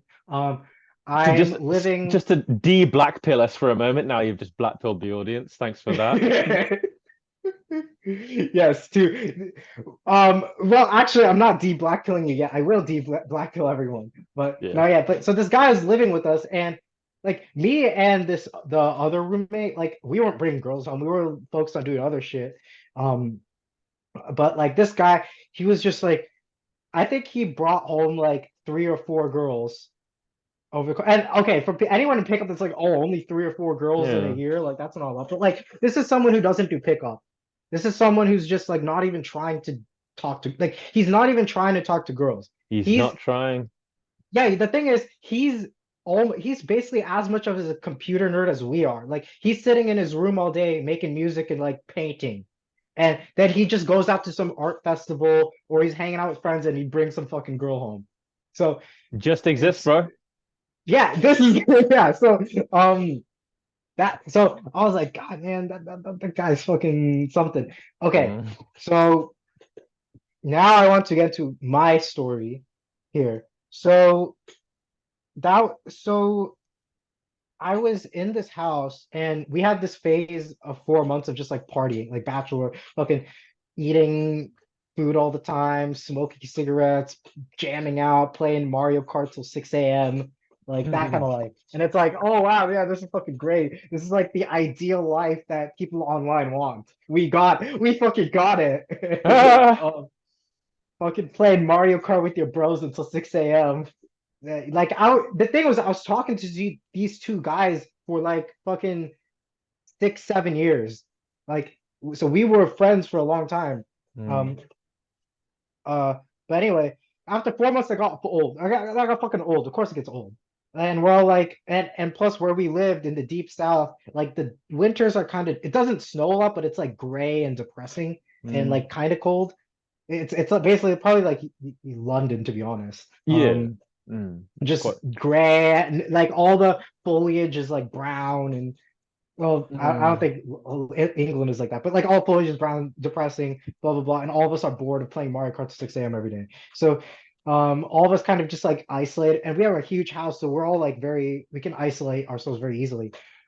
So my phase, um, I got into this like weird one of my other online friends. He's like, "Hey, I'm in this Discord chat with like chicks." And this guy had like sort of observed Ooh. me from the music communities and he was sort of my first he ended up becoming like sort of my first mentor. But he observed me from when I was like fucking 16. He used to fucking hate me. He's like, this guy's a fucking like this androgynous fucking like kid who's like fucking being obnoxious to like he actually saw like I would post about how I'm like lifting and fucking like changing my life and I got a job, blah blah. And so he actually like he was like observing from the shadows or whatever. Like we never really talked that much, but like we were in this other server and he would like see me talking and he would like talk in the server too, like yeah, blah blah blah. And then one day he like messaged me like, hey, I'm in this like I see that you're trying to like I didn't say anything about girls, but he like he somehow he predicted before I did that I was gonna want to start talking to girls next because he was like, yeah, I see that you're making progress in life, but you need to like how are you with girls? I was like, yeah, no, I'm not really like It I don't comes really out have in the anything. end, doesn't it? It comes out in the end, So man. so and to give you a reference, this guy he's married, but he's like on an open marriage, Oh, but cool. it's like one-sided open and to the male like to his side. So he Oh, can see whoever the fuck he wants, and his wife is just so long as she's not in I don't as long as I don't see her, I don't give a fuck. So all right. that's this kind of guy is like one of a kind in this kind of music. Wow. This is the only kind of like you would not expect this kind of guy to be there, but he happened to be there. He happened to somehow like see that I was in this position, and if it You weren't for this guy, I don't somehow think picked up on it. he picked up on it. Yeah, he's like in his late 30s, early 40s, so he's like very Wow. like he's a very seasoned player type Experience. guy. Yeah. And by the way, he got fucking canceled from that community. Of course, he got fucking Uh, canceled. He had some very, very, oh. unkosher views or whatever, haram views. But anyway, this guy, so he's like, hey, you should join this Discord server. Like, the people are kind of crazy, but there's like 50-50 female, there's actual females. Like, you need to talk to actual girls. And at that point, I was like, yeah, sure, why the fuck not? Whatever. And he would like try to set me up with other girls and so he would just tell me like say this shit, say this shit. So I was getting like it was very uncomfortable, but he was sort of like giving me a taste of what it's like. Even through chat, it was uncomfortable setting like a Hmm. male female frame. He's like, you can't just fucking talk to girls like you talk to me. But like but like they had this Discord server it had like group chat, like group video calls and group voice calls, and I would join them. And he's like, yeah, man, like I see that you're playing drums. Like you should just fucking go on there, play the drums, and like girls would come and like listen in, and I would like, hey, request songs, I'll fucking play the drums over it or whatever. And it's not like I was like very good at the drums. I was like, I know enough to make a like a simple beat, but that's like good enough. That's like enough to be like, yeah, I can play the fucking drums. Um, so and the girls were like, yeah, wow, yeah, this is really good. I like it. I look like they were looking forward to seeing me play drums. And there was like times people would come on the voice calls because they had whatever issues, and I like talking to people about like I used to like talking to people about like I like solving problems. So like they would come to me, they wouldn't come to me, but they would be like, yeah, blah blah blah going on. I would start suggesting like, hey, what about this? What about this? I have this experience. What do you think? And like I would get into deep conversations with like random girls. And it wasn't like romantic or anything, but I was kind Mm. of regaining that, oh, okay, like wow, yeah, I can actually start something with girls maybe. That was when I think I first saw like potential in myself. I was like, fuck man, I want to start doing some shit in real life. And I remember I told this to my mentor at the time, and he was like, okay, go to a club. And I was like, Wow. fuck, I've never been to a club in my life. I don't even know what the fuck is in a club. He's like, okay, go just wear like something nice, like just like don't wear like formal, but something like decent, like jeans and a t-shirt, and not some like decent shoes, and comb your hair, whatever. Go to the fucking gas station, buy condoms. First time I buying condoms in my life, I was like, Wow. this is so weird. I did the thing where I like bought a water bottle and condoms because I was so like So it's like, I'm embarrassed. not a widow. Yeah. By the way, I was age 24 at this time. I was 24, Mm. 24 coming on 25. Um, and I went to the club and I was like, okay, people are just dancing, being retarded. I'll just go and dance and be retarded. And I was just dancing, being retarded. And some girl came up to me and she was dancing and being retarded. I was like, oh shit, this girl just came in my radar. What the fuck? Because I'm just dancing and being a retard. But then like I didn't do anything with that. The thing is, what you're supposed to do is escalate, but I didn't know that. After a while, she like left. And I think a lot of guys would see that big, oh man, girls don't like me. Yeah, oh man. Mm. But like at the time, I was like, wait, a girl came up to me and danced with me. Like we didn't do anything like sexy or whatever. It was just like fucking retard dancing. But Yeah. she was like, we were like synergizing with each other. And I told that to my mentor. I was like, dude, what the fuck, this girl? Wow, wow, man, I got to do something about this. And so I ended up a couple weeks later, I was like, okay, I'm gonna actually leave these Discord servers. I'm gonna try to do this in real life. I think I have a shot at like getting a girlfriend.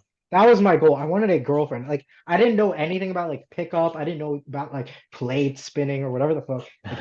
Like that All shit right. was foreign to me. I wanted to make like a girlfriend, and I like at that point I was already had a lot of money, and so I wanted to start a family. That was my next goal. Um, so I was like, okay, I'm gonna learn how to get a girlfriend. I was like looking all the time, like Tinder, like I didn't know what to do because I was living in a city in the deep south where again didn't really have any friends because well I'm new and no now I don't have college, so there's no way to make friends at least immediately. Um, I did a thing where I would go to fucking bar. I started going to like these bars and I Hmm. would find groups of people who were just hanging. I'd be like, hey, I'm new to the city. Like I used the thing where it's like I'm new to the city. I was literally new to the city. And I Hmm. like actually hung out with people and I made like sort of acquaintance, like hung out with people a couple times like that. Um but that was when I was like, yeah, I'm gonna go see. I'm serious about this, and like I signed up for fucking like dance classes. I was like, I guess I don't know what to do. Just sign up for fucking something for these people, and and while I had signed up for those dance classes, I was looking on like just random guides on. I was looking for anything. I didn't know what to do. I was looking, how do I make girlfriend, online dating, real life dating, what do you do? That was when I found Kill Your in a Loser because it was just in a Google search. And I was like, okay, this site looks cool. Like he was talking about these crazy Andy was talking about these crazy fucking stories. He just goes up to what you don't have to use online dating. You just go up to a girl you don't know and talk to her. Like that would blew my mind. Like the concept of just going up to a girl and talking to her and approaching Mm. her, that blew my fucking mind. Well, Um, and then I had another experience where I went to a show of an artist I liked with my 6'5" friend and his girlfriend and his other friend. We drove down like 2 hours south from where we lived to a bigger city. And like there, I got high and, and I got high and there was this chick who was like literally spam approaching every guy in the fucking club, and none of the guys wanted to touch her. But she was hot. She was like tiny. She was a white chick. She was like brunette hair. She was small, slim. She was just spamming everybody. She came to me, and I had no restrictions, right? I'm high. I was all over her. I was grabbing her ass, like, and then I grabbed it, and I was like, "Fuck it!" I grabbed her titty, and then she Okay. looked at me, and then she started making out with me, and I was like, "What the fuck? What the fuck? Dude? What the fuck is happening?" I'm making out with a hot chick, and everyone was looking at me. I was so scared, dude. I was like, "What the Wow. fuck? Like, what's happening? Like, this is the first time I've ever like kissed a girl on the dance floor like this, and I don't even know this chick. Like, what is this possible? I'm in this tier, and my friend 6'5" is like, yeah, he's giving me fucking thumbs up in the crowd. Great, great, great. And Love his it. girlfriend's kind of, and his girlfriend, it wasn't that attractive. His girlfriend Uh, was kind of giving me like a evil eye a bit, and I don't give a fuck. And there's this other person who was like probably trans female, like obviously a guy but had like female like clothing or whatever. mhm. That person was giving me the real fucking evil eye. Like that Wow. person was like, and I was just like, Okay. I was actually scared. I was like, I'm just gonna mind my own business. But then like Oh. eventually I just kept making out with this girl because I just kept making out with her, but like she got bored obviously. She just like Yeah. looked at me after a bit and she like went off. I was like, ah, whatever. I was like, what the fuck, dude? I was freaking out. Yeah. Like that was a high of my life. And she was like talking to my friend's girlfriend, like trying to get consolation or whatever, like, like fucking regretting or whatever. Because I didn't really I didn't escalate the interaction from there at the end of the day, right? I should have Regretting done something? something about it. Yeah, just making out with me for like I didn't move. Anyway, the point is like Okay. Fucking what hell. was funny is this fucking trans looking person came over to my friend's girlfriend and this chick like, yeah, I was worried or something, like I was like, and then I started laughing. I was like, Okay. holy shit, I'm on the other side now. What? Wait, so that moment plus my mentor on Discord plus going to that club, those are the sort of the three things that were like, I'm going to figure out the girl issue. Like I have Yeah. never figured it out. Now is the fucking time. There's no better time than now. Everything else in my life was figured out. Like, well, not everything, but like as far as I was concerned at that point in life, I had a solid job. I wasn't like jacked yet, but like I wasn't weak. I was fit, right? Um, I had done like keto, and for a while I was biking 20 miles in the mountains. I could at the time I could deadlift 3 plates. I could do 20 plus. I got to a point where I could do 26 pull-ups. So, but like I was like fit, and I was like, yeah, time to tackle the girls problem. Like now it's time to tackle the girls problem. And Mm, seeing Andy's stories about cold approach and shit, I was just like, wow, that's fucking crazy. And mm, so I was talking about earlier, I had a dance class. So there was this one time I was really dancing well with this one. I was really synergizing with this one girl. Like I was really in sync. And she wasn't that, like, I'll be honest, she wasn't that attractive. She was like taller than me and like little chubby short hair, but we were having good energy. So I was like, hey, do you want to get dinner after this? Like that's what I said. I was just, you want to get dinner after this? And it was like and she said yes. And then mhm, she like talked to her friends. Well, first she would talk to her friends, and then her friends came was like, you better take care of her, better not. Like I'll be after you if mess her up or something. Like how mhm. female Yeah. friends are. Like it was like light encourage. She was encouraging me. She was approving, but like um, That's it, cute. it was very friendly. I was like, what the fuck? So then so so we exited the fucking place, the was it the dance hall together. And Mhm. I was so this is the first time I ever had a date in my life. I was so clueless. I was holding hands the wrong way. Like, how Wow. you're supposed to be Okay. like on top? I was Yeah. holding hands like behind, and she like saw it, she like fixed it. She was Okay. like Wow. this. And I was like, oh, okay. So that's where I was. Age 25, I think I was 25. Age 25. Learn how to hold hands. Forgot, yeah, didn't know how to hold hands. Yeah, And man. I had kissed some fucking chick at a club a couple months prior, and this is my first date in my life. And we just ate dinner, and then then we had driven in my car to the place to eat dinner, and we talked blah blah blah blah blah, and then I drove her back to her car, And I was like, fuck, I gotta make a move now. So I was like, hey, can I kiss you? Like I asked her if I could kiss. She's like, well, I don't know, I'm not that comfortable. Yeah, Wow. maybe not right now. And then she left, and I was like, ah, damn. Well, at least I asked, whatever. I was like, I'll just give myself a little credit for asking. At Yeah. the time, that was all I had. But fucking yeah, she ended up contacting me later, and she came out for a second date. So first approach I ever did, I got a date, and Wow. then she asked me out for a second date, and she paid for the second date. And Ooh. then, but then at the second date, she's like, "Hey, I gotta tell you something. Like, I have a kid who's 11, and blah blah blah." And she was telling me some sort of like, and I was looking for like a serious relationship. At the time, I was like, "Yeah, I'm not. Unfortunately, that's a deal break for me. I don't want to have a relationship with a chick who has a kid already." Um, and but we parted ways, and like as I was driving home, I was like, holy fuck, like a girl liked me, like actually saw like me as a potential partner. Mm. That was like fucking mind blowing. And I was like, I'm gonna fucking start.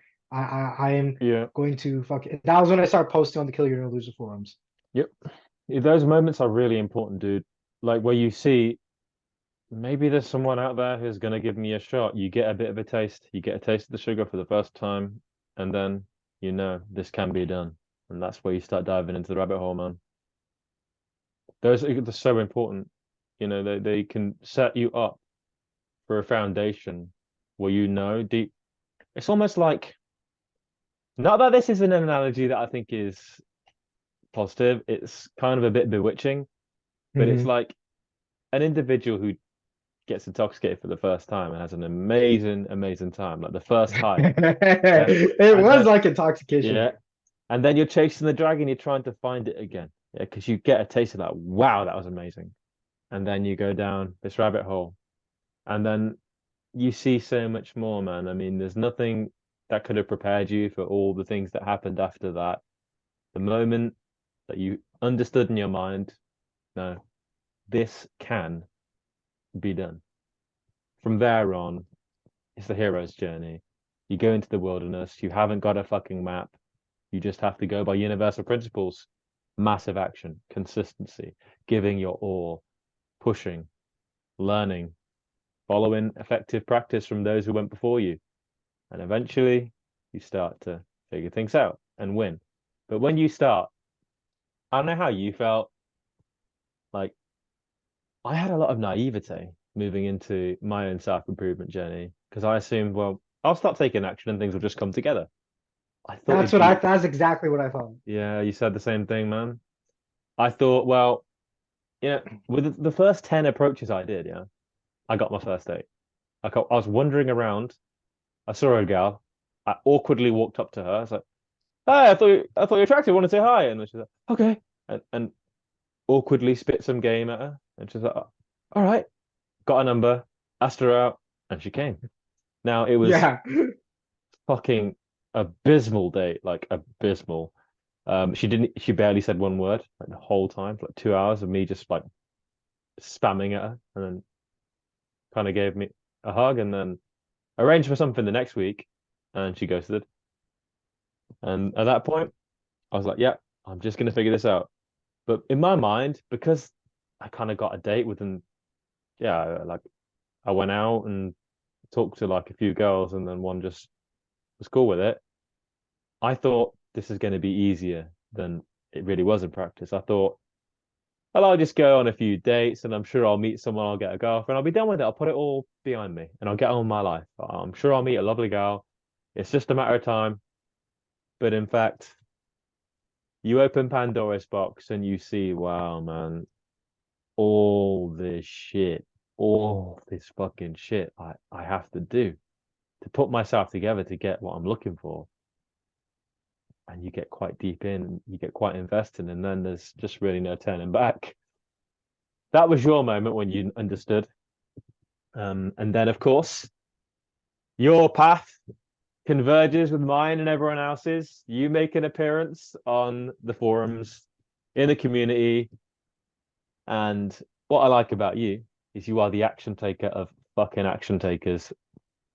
you just hit the ground running, man. Like you came on the scene and like a fucking bat out of hell. You went 200 miles per hour. This is a rare thing. I did this shit. Like I did it and you Yeah. did it. And I don't think there's anyone else who I've There's a couple of guys. I don't want to throw everyone on. There's a lot of people who hit the ground running too. I would say there was like my biggest inspirations from Killian or Loser that made the thing that made me join the forums wasn't Andy specifically.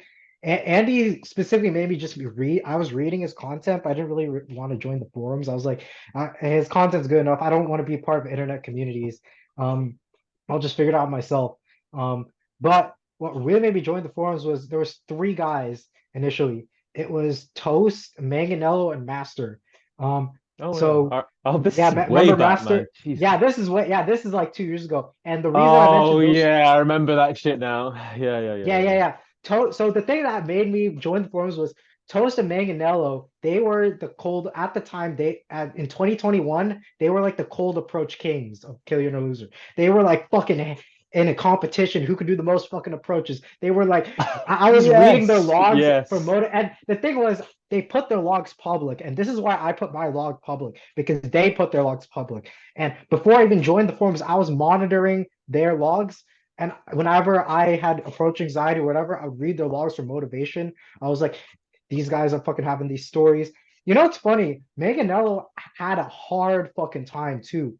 Like like I don't know if you remember, but before his Tinder thing, he went like he went like 800-ish approaches without getting a lay or a date at all at first when he started. While Toast was getting like, I think Toast got like 4 or 5 lays in the same amount of time. And Manganell was fucking pissed. But I was seeing both their stories. I was like, fuck, dude, I was rooting for both. I was like rooting for both of them. I was like, Manganell is fucking out This is here, even though old he's school getting jack OG. shit. Like Yeah. Manganell was like hustling like a motherfucker, even though he was getting Mm. jack shit. Like, okay, now in reference, like those numbers are probably like nothing, but you have to put yourself in the shoes of someone who's never approached before, right? Yeah. Like that, yeah, you have to like understand that. So like Manganello's initial like not no results, but he was still just like fucking hammering it, and then he finally got that lay. That was Like epic. he Epic. he finally he went to like another city, Yeah. approached like a madman there, got a fucking impossible lay with like his story was fucking impossible, and I was like Toast had his lays and that was like cool and all, but then you had this one epic lay. It was just like you have the guy who's doing the quantity and like getting consistent results, and then you have the guy with the epic story, and just both sides were just like that blew my mind. I was like, this is the fucking place I need to be. I'm gonna do And this so now. Yeah. that's why I joined, and that's why as you quote, I hit the ground running 200 miles per hour. I was like, I'm gonna be the next guy in the swarms. And then Master, the reason I mentioned him is because he was like my height, like 5'6", 5'7". He was a little Yeah. taller than I was, but like he was jacked as fuck, and he was Massive, like, and huge, I muscular. was like, and he was getting a lot of results online, and Oh I was yeah, like, man, massively. if I so I just have to get jacked like Master, and just start fucking approaching, I'll get some shit. So those are three guys I was like, I'm fucking joining, I'm signing up right now, and Mm. I started just fucking approaching. Yeah, yeah. Those are all examples of individuals. I mean, it's just going back so far. I mean, now you remind me, I can remember. It's vague, but I remember being just overly ecstatic when Manganello finally made a breakthrough. And thereafter, he got what he was looking for. He was able to figure it out and get success. Master also, he came with a pretty good physique and was able to turn it around relatively simply. I think some of those stories that you give show the contrast and journeys. Some, it's a long, hard road, and they really have to stick at it and stick at it and stick at it and go through doubt and go through fear and just decide that they're going to make it either way. And some, well, they have a good product, they put it out there, and it works relatively well. Point being, regardless of what you're coming from and the difficulties that you may face, if you stick at it for long enough and you work hard enough, and yes, some have to go far, far, far deeper, even than the numbers game, even than just staying at it, even than just being consistent. There's levels that levels, yes, but then there's some who have to go beyond all that and beyond all that and beyond all that and beyond all that until it's a very deep rabbit hole Indeed. But you importantly were inspired by that and then start taking action. And I remember you posting your videos of I used to post the video logs. very different looking chap, and you start your cold approach journey. You start your journey to get a girlfriend, and you are approaching like a motherfucker. Yeah, should I put a picture of myself what I looked like when I started approaching? I think that might be a better because I didn't start from like that first picture I sent. I think Yeah. I should post what I Yeah, so let's yeah, I'll share just your go. screen of when you started self improvement and started cold approaching, trying to get your relationship Yeah, figured out. yeah, let's do that. Not that one.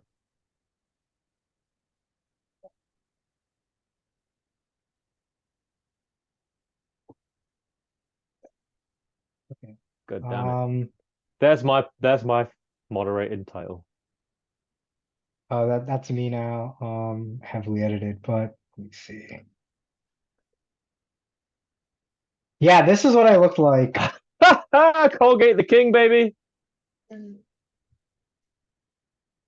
Colgate the King. Damn, bro. This is A so yeah, hard when I case left. started, And I there had you a can see. pretty like I had a pretty average looking physique, I'd Not say. bad, not bad. Like low Damn, bro, body you fat look for sure. so different, dude. What the fuck? Yeah. I had this fucking what do you call it? Picture frame I bought as like motivation. Like I was like, yes, I'm gonna get fucking chicks. I'm So gonna that get a was like pretty my lady. motivation. Look Yeah, at you yeah. though. I had Bro, you fucking look you I look got like just contacts. you got I ended up contacts getting contacts. and Yeah, then and then I got LASIK eye down. surgery. It's Yeah, crazy. I yeah. remember this shit, man. I remember reading this every day. Yeah, dude, here's Uh your first. Awesome. Keep it hey, up. that's one of Back. the first people to comment too. Look at that. Yeah. OG shit, bro. God, when I posted that, dude, I mean, when was that date when I posted that? Let me just think about that. August 9th, 20, 2021. oh my God, dude. I had not even lost my virginity at that point. Yeah, neither, of course, neither had I. Yeah, I haven't. I Scotty like that. That's great. I'd not even been on a date at that point. I don't think. Oh yeah, I Yeah. had been on like I had that one date I talked about with from the dance class. That was before I joined Killer. That was like right before I joined. That was the moment I joined. Um, Mm. Damn, bro. Damn, dude. yeah. What was it? Can you peek me your next question? Yeah, my question is the bulldog era when you start mass approaching, Okay. you start getting some results, you lose your virginity, move to Nashville, meet Troy, and then you go into like, well, I need to build muscle, enter the roiding era. Okay. Can I turn this into like a live walkthrough of my log, like a abbreviated walkthrough of my log? Because I think that is going to be That would be pretty pretty awesome. sick. That would be pretty sick. Because you Let can me also see stuff rather than just like just. I mean, our two faces are great, but like, yeah, fucking, let's yeah. also see like. Actually, you go ahead and do that. I'm gonna go pee because this is gonna be an epic podcast, and you can talk though. You take them through it. I'm gonna Okay. pee. I'll be back. Okay. Over to you. You take them through it. So just take Okay. them Sweet. through the Bulldog era, and then when I return, I want to do the Japan era with you. Cool. Cool. Yeah, that sounds good. All right, bro. Okay. So yeah, I'm gonna do a walkthrough of my Kill Your Nerd Loser log. So this is where I started documenting my progress to, you know, get girls, get good with girls. And my initial goal again was to get a girlfriend. Because that's what I knew. And that's kind of what I wanted to I had zero girls, so I wanted like one girl. I want to go to one. Anyway, so I started I lived in a very small town in the South, and I would go out to the mall and approach, right? Um, that's what I would do. But so, oh, yeah, okay. So the first story I had on Kill Your No Loser was I went to Nashville, Tennessee. Um, and that's a place that has a lot of like if you want to do night game and you like country music, this is a place to go. Broadway in Nashville. But I went up there because it was pretty close to where I lived. And yeah, I went out night by myself. It was fucking scary. I decided to just go to every single venue and relax because talking to a girl would be too fucking intimidating. But simultaneously while I was there, I was staying at a hotel, and while I was at the hotel, there's this Latina chick doing fucking like makeup in the corner, and I was like, man, I gotta fucking approach. Like, I can't just sit here and not approach. Like, this is why did like I spend money to fucking come here. And um and what I did to make myself approach was I made a deal to myself. Um oh yeah, the reason I went to Nashville is because I made a deal that if I don't talk to this waitress, I'm gonna go up to Nashville. But I did that. I lost my own bet. But then the second deal I made was um yeah, I had a work meeting and I was gonna be like, I'm gonna ditch the work meeting if I don't talk to the girl. Like I'm gonna deliberately like it was such a like a s- nerdy way deal, but like I was like, I'm gonna ditch like work if I don't talk to the girl. Um it was like too embarrassing, so I ended up talking to her and I ended up going on a date with her. So that was my second approach ever. Second approach. And I got and she was like, yeah, sure, we can meet afterwards, blah blah blah. And we met up, we had lunch, and then we like explored the city and shit. And I was too nervous to actually try to make a move on her. Like I couldn't like hold hands with her, I couldn't do anything. But I was like, wow, damn, yeah, no, I was like, first, if I can just talk to a girl I don't know and like make shit happen like this, like fuck, I gotta start doing this shit more. So from here, right, I I started approaching my own city. As I said, I went to the mall and started fucking just approaching. Uh, it was like all I could do was like just go in the mall. I started one approach. It took me, I couldn't do any fucking approaches. I spent all day walking around the city, and I had this theme where like every time I couldn't make myself do something, I couldn't do something, I said, if I don't do X, I will miss out on Y. So like the one day I was like, I will not eat dinner until I do an approach. So I did that eventually and I made an approach and I got the chick's number and I was like, what the fuck? I'm like 3 for 3 on like mildly positive outcomes. Like I haven't even gotten rejected yet. And this is just it was just crazy luck for me. And I was listening to Andy's podcast all the time while doing it to motivate myself. And yeah, I started just doing okay, one approach, two approaches, three approaches, and eventually yeah, I started just there was one day I went to like a university campus in my city. I got rejected 17 times. There's no yeah, 0 for 17. And I was like, man, I enjoy approaching now. And but I realized like that's not enough um like I don't have enough volume in the city. Like I'm gonna run out of places. I can't just keep approaching on this college campus. And plus I want to go to Nashville because they have the night game. I can practice that.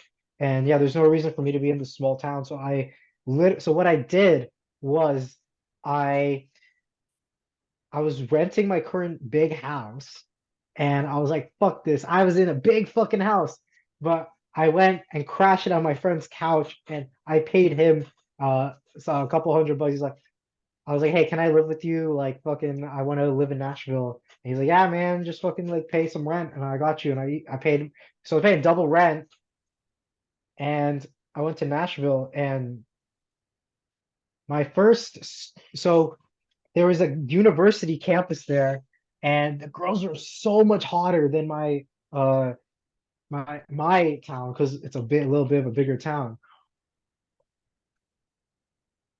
So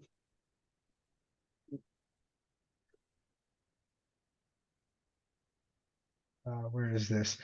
So now I want to talk about my first real like when I really started hitting the ground and like really started hitting the gas like 200 miles an hour.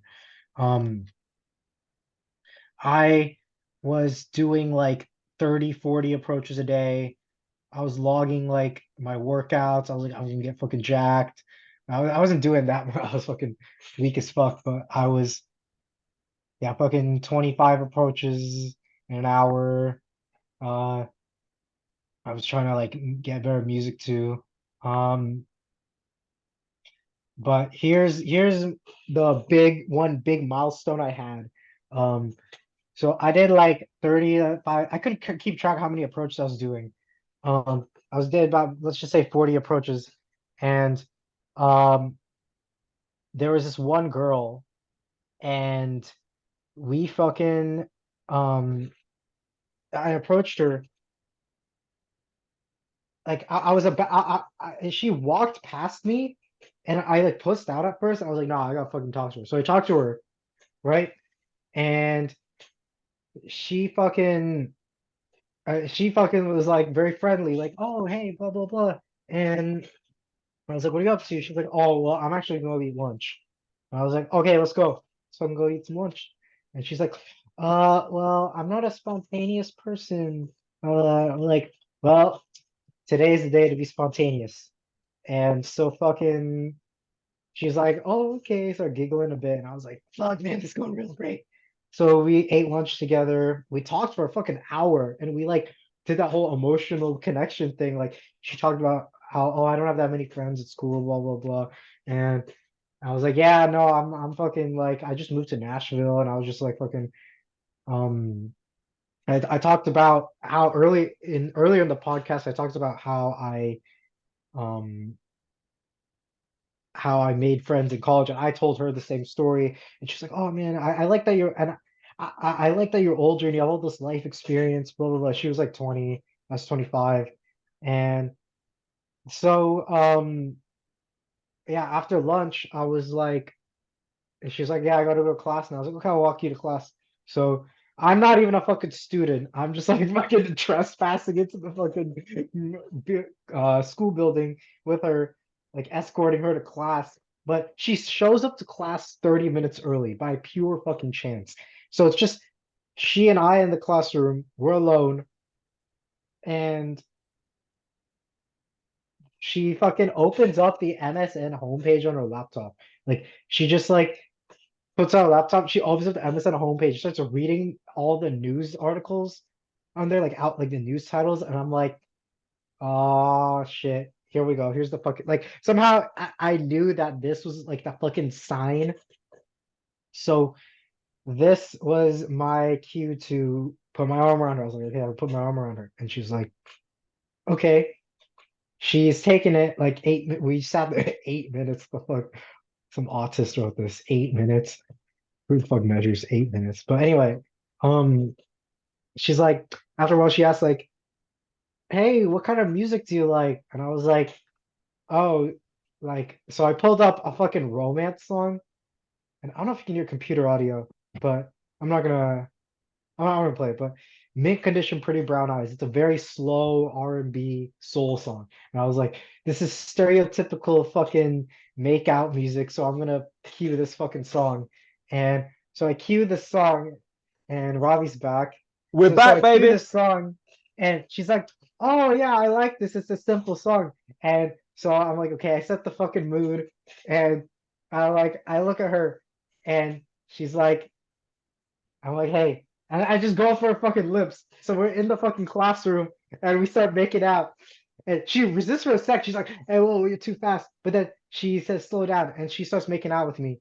And what the fuck? So I remember this I shit. just I just fucking so I just go up to this random girl walking around on a college campus, and I'm like, hey, let be fucking spontaneous. We eat lunch, talk for an hour, Wow. and now we're making out. Like I didn't even know this chick's existence until now, and she was very much my type, very cute. Uh-huh. Um, short, like Asian American. Of course, it's my fucking type. Yeah.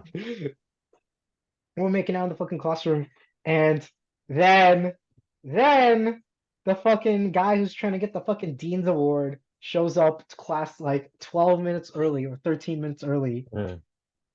and um And we were like, oh shit, fuck. And like she was all we were all fucking making it. She was like running her hands in my hair and shit. Yeah, And I that's was great, like, man. and then we got interrupted. And then we walk outside, and then I was like, hey, you wanna let's meet this weekend? And she's okay, yeah, sure, let's meet on Sunday. And she's like, then she drops this line. She's like, hey, so I gotta be honest with you. I got a friends with benefits, and I don't know if you're okay with that. And I was like, that's okay. I approach flirty girls like I'm a fringe society member. I do weird shit. yeah, but like I think she had a boyfriend, but she didn't want to say, oh, I have a boyfriend because Oh I'd make shit. her like, oh, I don't know what the story was. Anyway, Oh. fucking um but yeah, so that was a fucking crazy experience. And nothing came of that. Like I texted her later. She's like, "Hey, actually, I think she at least she didn't ghost me, but she sent Hmm. me one that was like, "Hey, actually, I think I only want to see one person and blah blah blah." And you know what's fucking crazy? So a couple days later, I was approaching. I was trying to set a record on this Kill Your or Loser forum site. Like the current record on the site was approaches in a day. Like Andy did a podcast. It was like 124, and I was like, I can fucking beat them. Like I knew I could fucking beat it. Like if I just sat there grinding, because I was already doing like 40, 50 a day. Like Hmm. fucking Only 40 or 50. Like my current record is yeah. 60. Yeah. By the way, like I don't. I think it's kind of retarded to chase like fucking approach count goals. Like Ah, this is yeah. kind of like That's dumb. stupid. But in retrospect, like this is so fucking crazy. Like I think it's cool as fuck. I still think this is cool as fuck. Um, yeah, fucking 55. You getting there, man. Okay, so there's this day I was like, I'm gonna break the record today. I had like my fucking group chat, and um Approach group, huh? yeah, approach The group. boys. Who the fuck was it? Fucking the fucking anime Goldfish! Right, yeah, gold. yeah, cool. Sam, oh yeah, shit, these guys, man, back in the day. Yeah. But so I was like, yeah, I'm gonna fucking beat the record, 124. I'm gonna fucking beat it. And so I look at all these fucking phone Motherfucker, you numbers. got these contacts. Oh my god, you got 3 pages of contacts. Dude, I You wanted counted a it one day. It was like basic ass hi. I think you're cute. I wanted to say hi. That's it. 40, I got 41 contacts in a day. Bruh. This is fucking crazy. College Now, I'm not campuses, saying these are good contacts and I did good approaches and no, no, like no. this is what I recommend, but this is just like Uncalibrated madness. this is just sociopathy. This is Yeah, all this is bro, for sociopathy. real. I'm glad that you. I'm literally. Look how much you've grown, dude. It's not socially normal just to rock your approach like that, and like it's not socially normal just to open in that fucking way. Like they know, they all fucking know. You never shirk the work in this shit, but you still are a legend, and you still hold the record. I just extracted numbers from like a college campus. Like that's all I did. It was like a spam advertising campaign. And there was like this. I remember there was this one approach where these like middle school boys were like jeering at this like hot Asian teacher looking chick, and I was like, Ooh, watch. I was like, I was trying to flex on middle school kids. yeah. I was like, yo, watch this. I went up to her and then I got rejected too, and I was like, "That's how it's done." And they're like, "Ah!" I was like getting my, I was trying to flex on middle school. Just like, look It how was cool so I am. I talk cringe. to It girls. was so cringe. Yeah. Bro, that's crazy. Like, but this is kind of interesting to reflect on just as a point. Like, you've evolved so much, you understand, and like we also as a community, I mean, bro, like for a lot of this journey, like this was the best information. This is like people don't understand. This is the community. We are here together. We're working this shit out. Like all the guys here, we're friends. We help each other figure this shit out, right? It's not like there's some hierarchy. There's some guy. This is how you do it. No, Oh dude. yeah. We were just at this time. Many of the guys weren't even getting success. Many of the guys we didn't know how to help people. We didn't know how to coach people. We didn't know fucking shit. There was no Yeah, one who this was was like the halcyon days of Kill You or Loser. yeah, the early this. There was no advanced people. There was no Pancake Mouse. There was no Rags to Bitches. There was no people like the Dom. There was just no really excellent, successful This was men to guide us. early fucking Kill You or Loser. This was like Kill You or Loser was like a year old. Yep. And of course, Andy, legend. Of course, Radical, legend. But again, like, there's a whole spectrum of people, and there's a whole facet of this journey, which frankly many of us didn't understand. And at this time, dude, when I was reading you, I thought this guy's going to be a legend. Look what he's doing. Now, in actuality, the social calibration wasn't there. The masculinity, the vibe, the presence, the Yeah, of vibe, course just not. all this shit, yeah. But on the That's like surface, knowledge I gained over time. But over like time, at the time, it's like, what the fuck do I do? This is the best I could do at the time. collectively we have to gain this shit. Like the good thing is because you've documented all of this, people can go back and many people have Yeah, told this is me, all public. yeah, and you did a great service for other humans. You documented everything. So now people go back and read all of your shit, and no one has to reinvent the wheel. No one has to Yeah. spam approach. No one has to do this dumb Yeah, shit no anymore. one's trying to break my record now. Like, I don't want to see someone on Kill You or Loser trying to be like, Oh, I oh, I'm did. gonna No, no, no. break We're telling Colgate's you, record. Like, that'd don't be do retarded. this. We're telling you, don't do that. We're telling you, we fucking grinded ourselves into a fine powder so you don't have to. There's another Yeah. way to do There's this. other things that like maybe people will still have to at the end of it, everyone will have to grind themselves to a fine powder. I do have to make that nuance.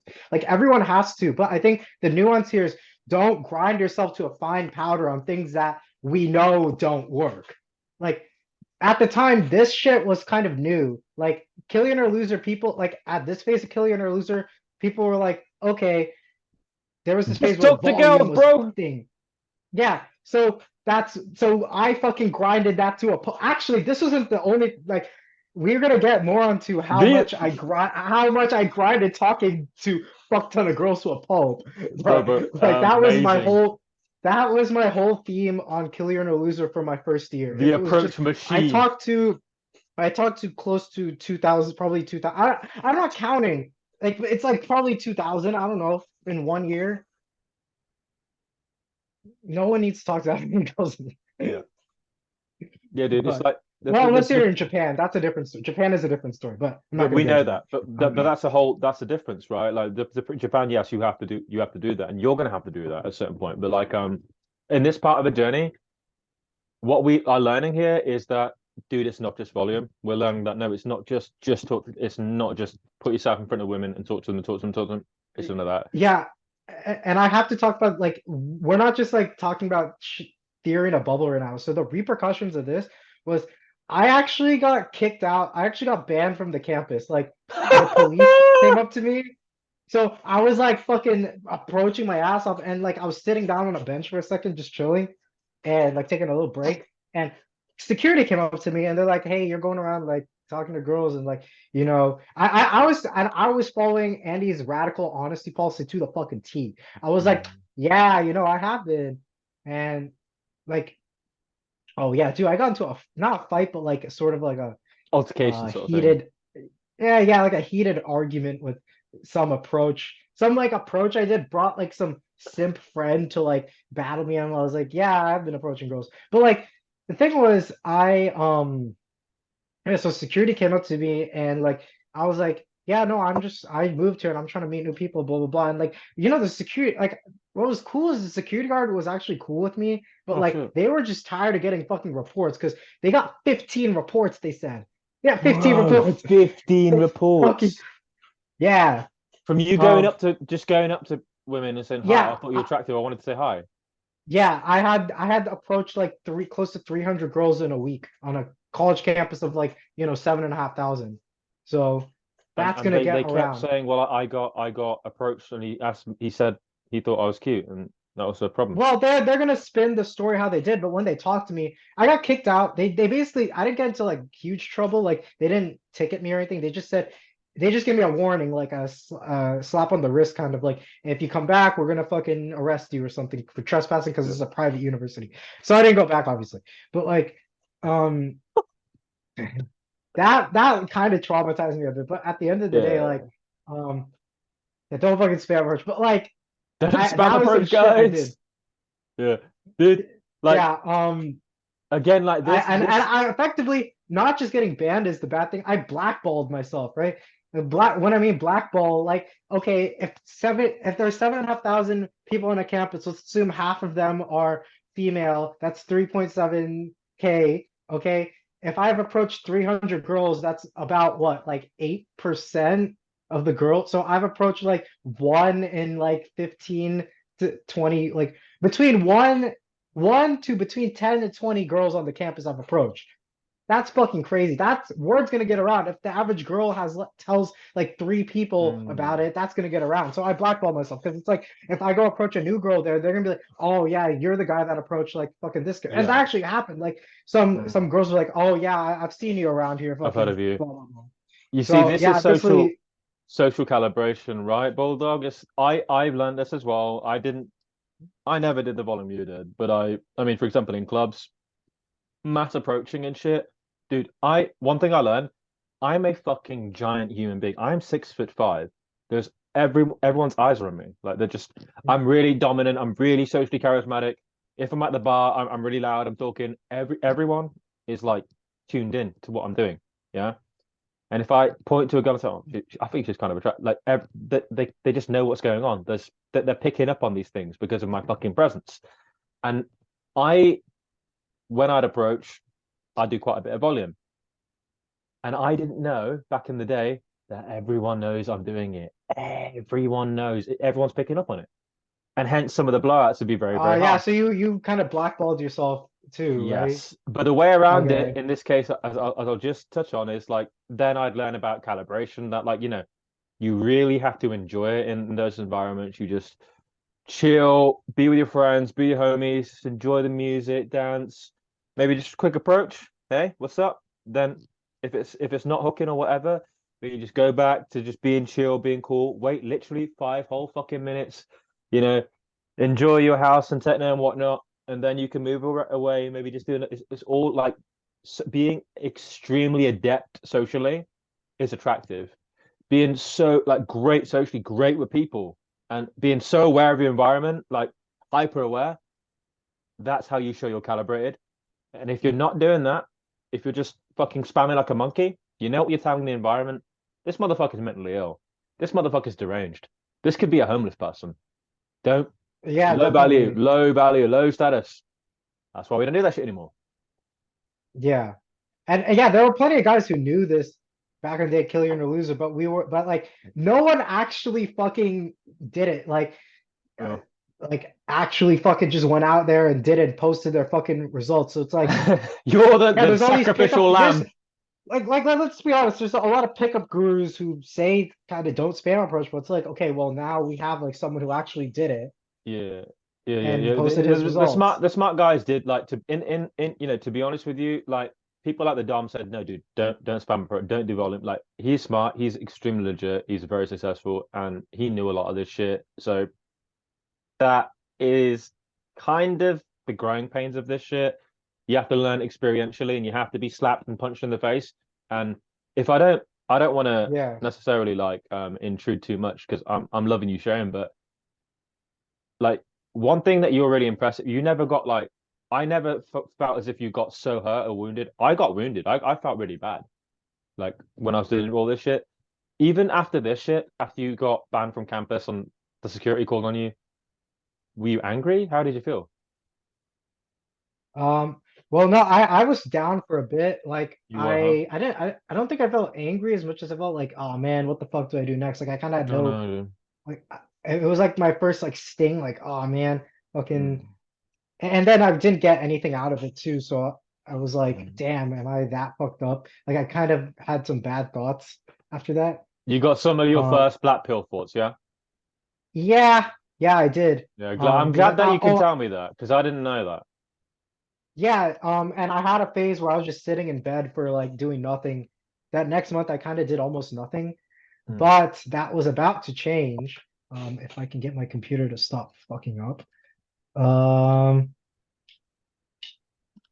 This Zoom won't allow me to click on anything. oh for real? That's as what do you need to click on? Can I do it my I side or need something? to, well, I just can't click on anything. Like weird. As in If like move the I can, screen. I Yeah, can, I can use my keyboard navigation kinda. because the share screen's still on your Oh, log. No, it's no, your mouse is moving. yeah. Oh, wait. Whoa, that's so weird. I just found a bug in Zoom. So I What? have this magic mouse and this is not working, but if I use my trackpad, everything works. Okay, that's fine. Okay, show's on the Nerd. road. Okay, So that next month, I had that like phase of like little depression from I can't do shit. But there's this I was in another group chat of approaching people who were approaching. Um, there was this one guy there who lived in Nashville before, and so I was always like trying to find the best guy and then asking him Mm. for as much advice as possible. Like the best guys and like who is most in my situation. That guy, since he had approached in my city and had a lot of good results, I was talking to him all the time.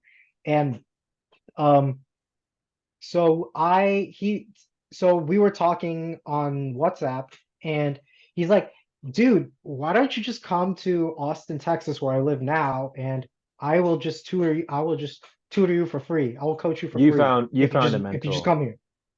Yeah, dude. his name is But Troy. yeah, oh, is he cool with us saying that, Troy? Uh Let's okay. I didn't ask. Okay, let's just say okay, my next mentor. Let's just say your next mentor. We don't have to talk about like his specifics or anything, but like, dude, he. I'm really glad that like this community that we're in, the guys who take massive, massive action. There I am. You ban him back harder and more. Keep hammering. You better back. Yeah, The banny will become but the banner. Yeah. Again, like yeah, I remember that post. Um, but I want to get into my next arc. the So this is when, era, which is the era where you got mentorship. yeah, so I started getting mentorship and he was helping me out. And there was a week, I won't get it super deep into this arc, but like the most value I got out of it was he was watching me approach. He gave me a stack. He's like, yeah, the shit stack you have sucks. You need to be socially calibrated, blah, blah, blah. He Mm. basically told me the basics, like basic, basically gave me the basic guy game. And just with that alone, um, I got 6 dates in a week just from cold approach. I did like Fuck. 20 approaches a day. So I did like, let's That's not say particularly. 100 approaches a week ish, That's kind of and I normal. got 6 dates. Dude, that's Actually, great. I had scheduled nine and three flaked or ghosted. Man, you really got some serious traction then, huh? Yeah, I So did. And talk to us about that though. So like, yeah, I want to because you talk were, about that. So what do you attribute that to? Was your vibe better? Was your calibration better? What's going on with that? it, like I think the whole thing of just someone telling me, look, you can't just uh, say hi, you're attractive or hi, you're cute, and then fucking try to get her phone number.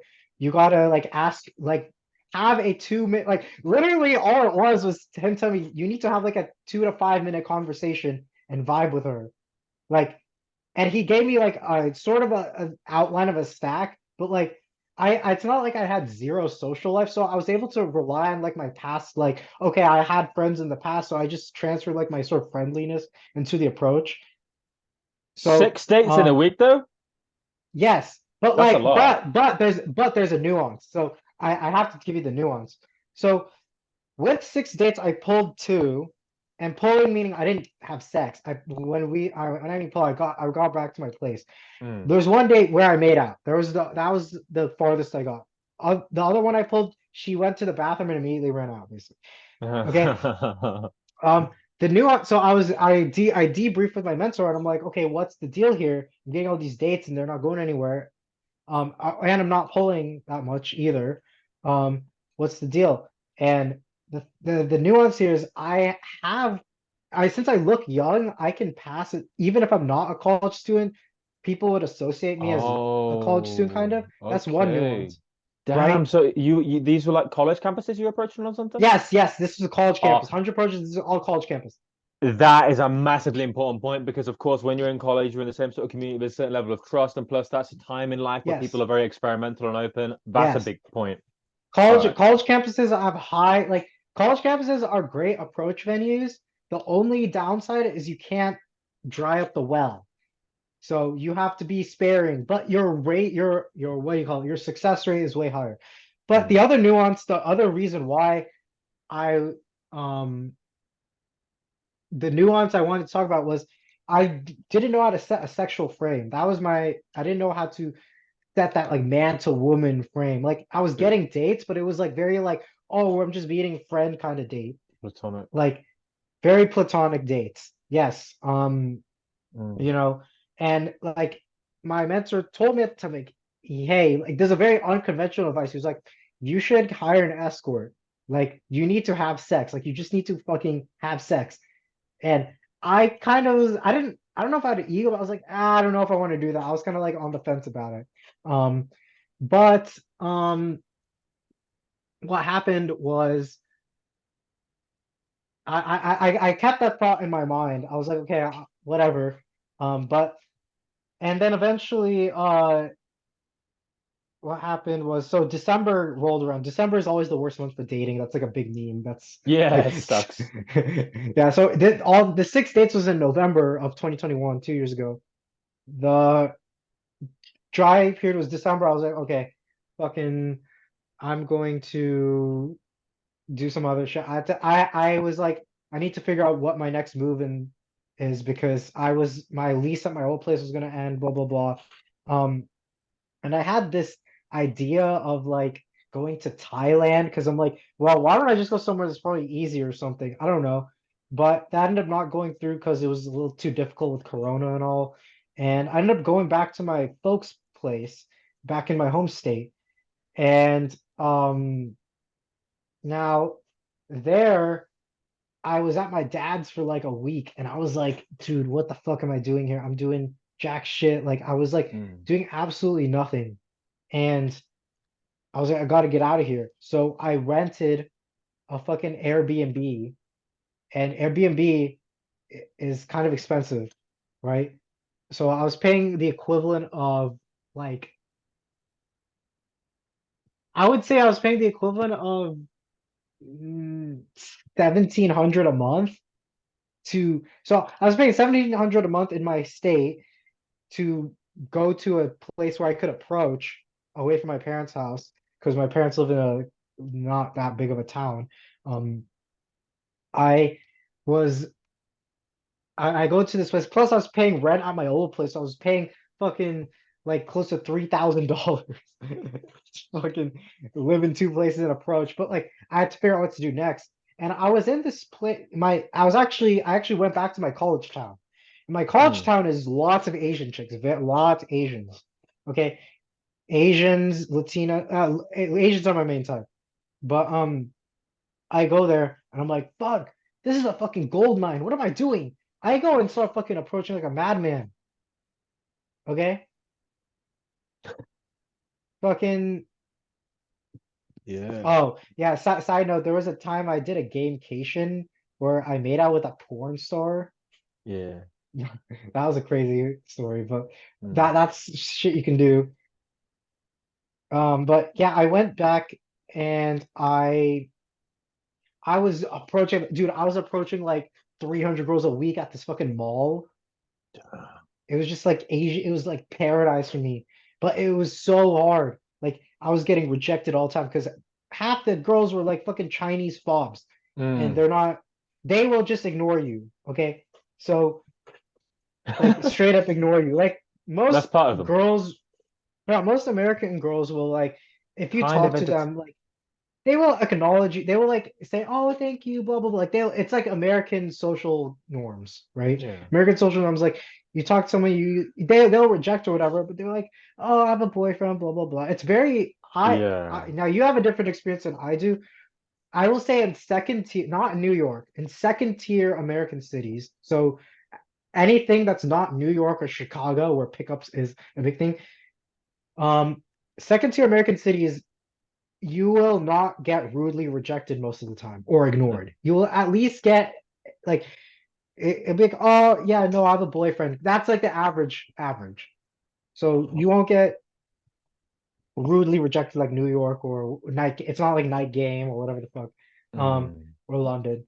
I believe Um, it. but this was different for me because I was at this mall and you have the Asians from another. They're shy or they just don't want. It's not rude. The thing is, it's not rude for Chinese people and like I said, also Japanese people it's not rude to just ignore someone who's just fucking talking to you randomly because it's like why are you fucking talking? I don't have to acknowledge you.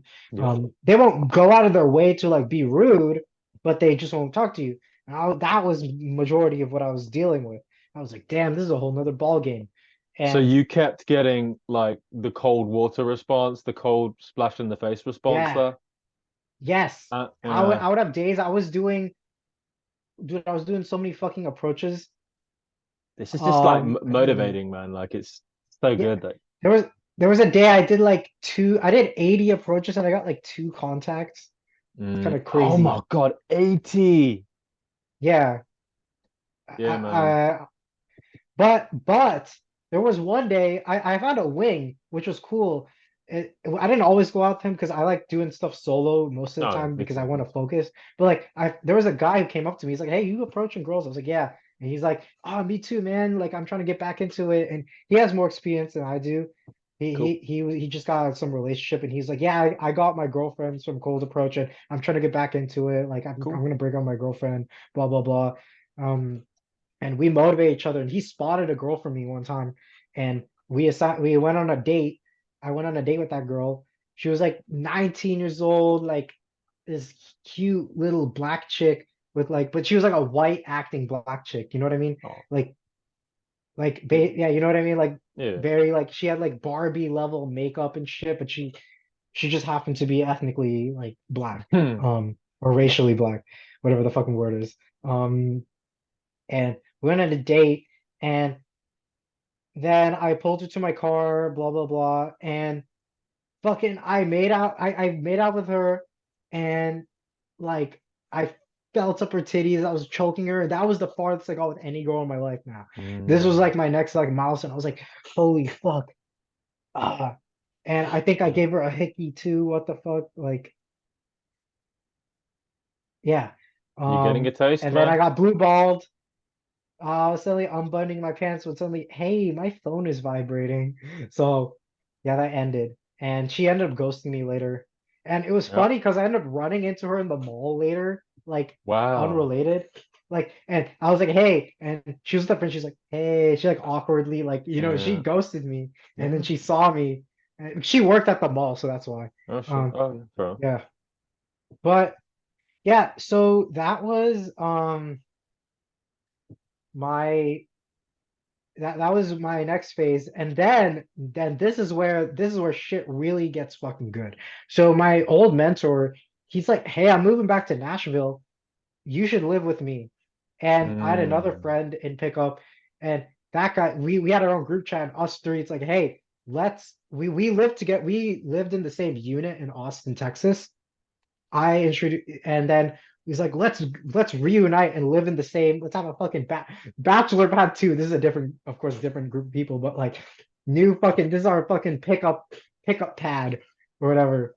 This is Date where pad. you go absolutely fucking bonkers, dude. Like night Yes, game, day game, changing your style. You run I into changed so much. yep, Yeah, you run into one of Nashville our too. mutual mentors, Rags the Bitches, who gives you advice and starts to support you in developing your style, developing your online Yeah, dating. I had You, met. Yeah, I had yep. met Pancake Mouse previously, by the way, Was that but in New York? in my home state. No, that was in my state. Oh yeah, We lived. yeah, yeah, Yeah, yeah. He mentioned yeah, that I yeah. hung out with him recently, as you know, and he mentioned, yeah, yeah, it was like you was just approaching a lot of Asian chicks. He mentioned it actually, and he was saying like he was That getting was the first time he ever coached someone. Like damn, I dude, was the what the first person he fuck? ever coached, like in person. I was the first one to do a boot camp with him in person. Yeah, Nice. yeah, man. Hey, listen, dude, then you go to night like this is a really romantic era, man. Like you go there. I'm also Yeah. like starting to go all in. I go to London and shit, and then we're just doing this shit like all day, grinding, grinding, grinding. Because I could relate to you, man. Like me and you started talking more in this time, and I started to like get really, really invested because we Yeah, we just had dude. a similar. So I move in with my mentor, and one of the best things if you have a mentor is you just need to follow what the fuck they say because they know what the fuck they're talking about, and especially if they're giving you advice for free. Like Oh yeah. people, so many times on the internet, I want to just say this, like so many times people ask advice on the internet, and then people tell, hey X, but then they'll whine a lot. And I'm not saying you can't object at all, like you can't. There is room for discussion, but at the end of the day, you got to take action. Like Sure. you have to, and you have to do what they say. Because if you do something different, I've learned, I found that trap. I'll do something different than what my mentor said, and I fuck it up. And then I do what he says, and it works out. Here's another example. So I moved with my mentor, and I was like, I'm gonna do everything you fucking say. Because I just had like I had a shit time in my home state, right? Getting Mm. ignored all the time. That was when I started getting a little blackpilled myself. It starts to happen. I was gonna I was gonna do because my friend was getting better results. I was noticing now people were getting results and I wasn't. So I was gonna do Yeah. everything my mentor said. So this guy, he's fucking roided out, jacked Mm. dude. And he's like, he was telling me, dude, you should take roids. This is like, and I'm not gonna recommend people take roids or whatever on a podcast, but I took some roids and I got fucking jacked. The And roid people era. start noticing the Yeah. bulldog era. That was when This it was is the big this is bulldog era. it, yeah. This is when you started finally like I remember some of these moments. You fucking start going out there, improving your physique a lot, started taking steroids, and then there's moments when you're in a queue and they're like, "Oh my God, I like your arms, I like your ass," shit like Yeah, that. dude, I would go out. I noticed the difference. It was night and day, and it was so subtle. Like when I mean night and day, like Um, I I went from, let's say, where did I start in pounds? I think my last natural weight was 144, 145, and I only went up to about 155. That's only 10 pounds. But I'm also 5'5", so even that 10-pound gain will look a lot more drastic on someone like me versus you. 10 pounds for you isn't as big of a deal as 10 pounds on me, especially with 10 pounds of muscle. oh And man. also, it was so subtle. The moment I hit 150, before I hit 155, I wasn't getting noticed at night. Like I was going out night, doing night game all the fucking time. But And the it was moment I bad hit reception. 155, I didn't notice anything in the mirror. I was like, wow, yeah, I look jacked, whatever. But like, girls were starting to feel my fucking arms and shit, blah blah blah. And I was like, what the fuck? So okay, I'm a fucking attractive. Clearly, some girls are like noticing me. Um, Obviously, when I went out with my mentor, he was getting all the attention. But like when I wasn't out with him, or if like some girl he was already taken by some other girl, I was the next best guy, and I was like, what the fuck?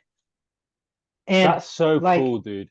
That you see yeah, the theory is that there's the looks threshold, and eventually you start to like finally get to the I point where started you're to tip into it. Like I started to yeah, tip into that zone where I'm like attractive.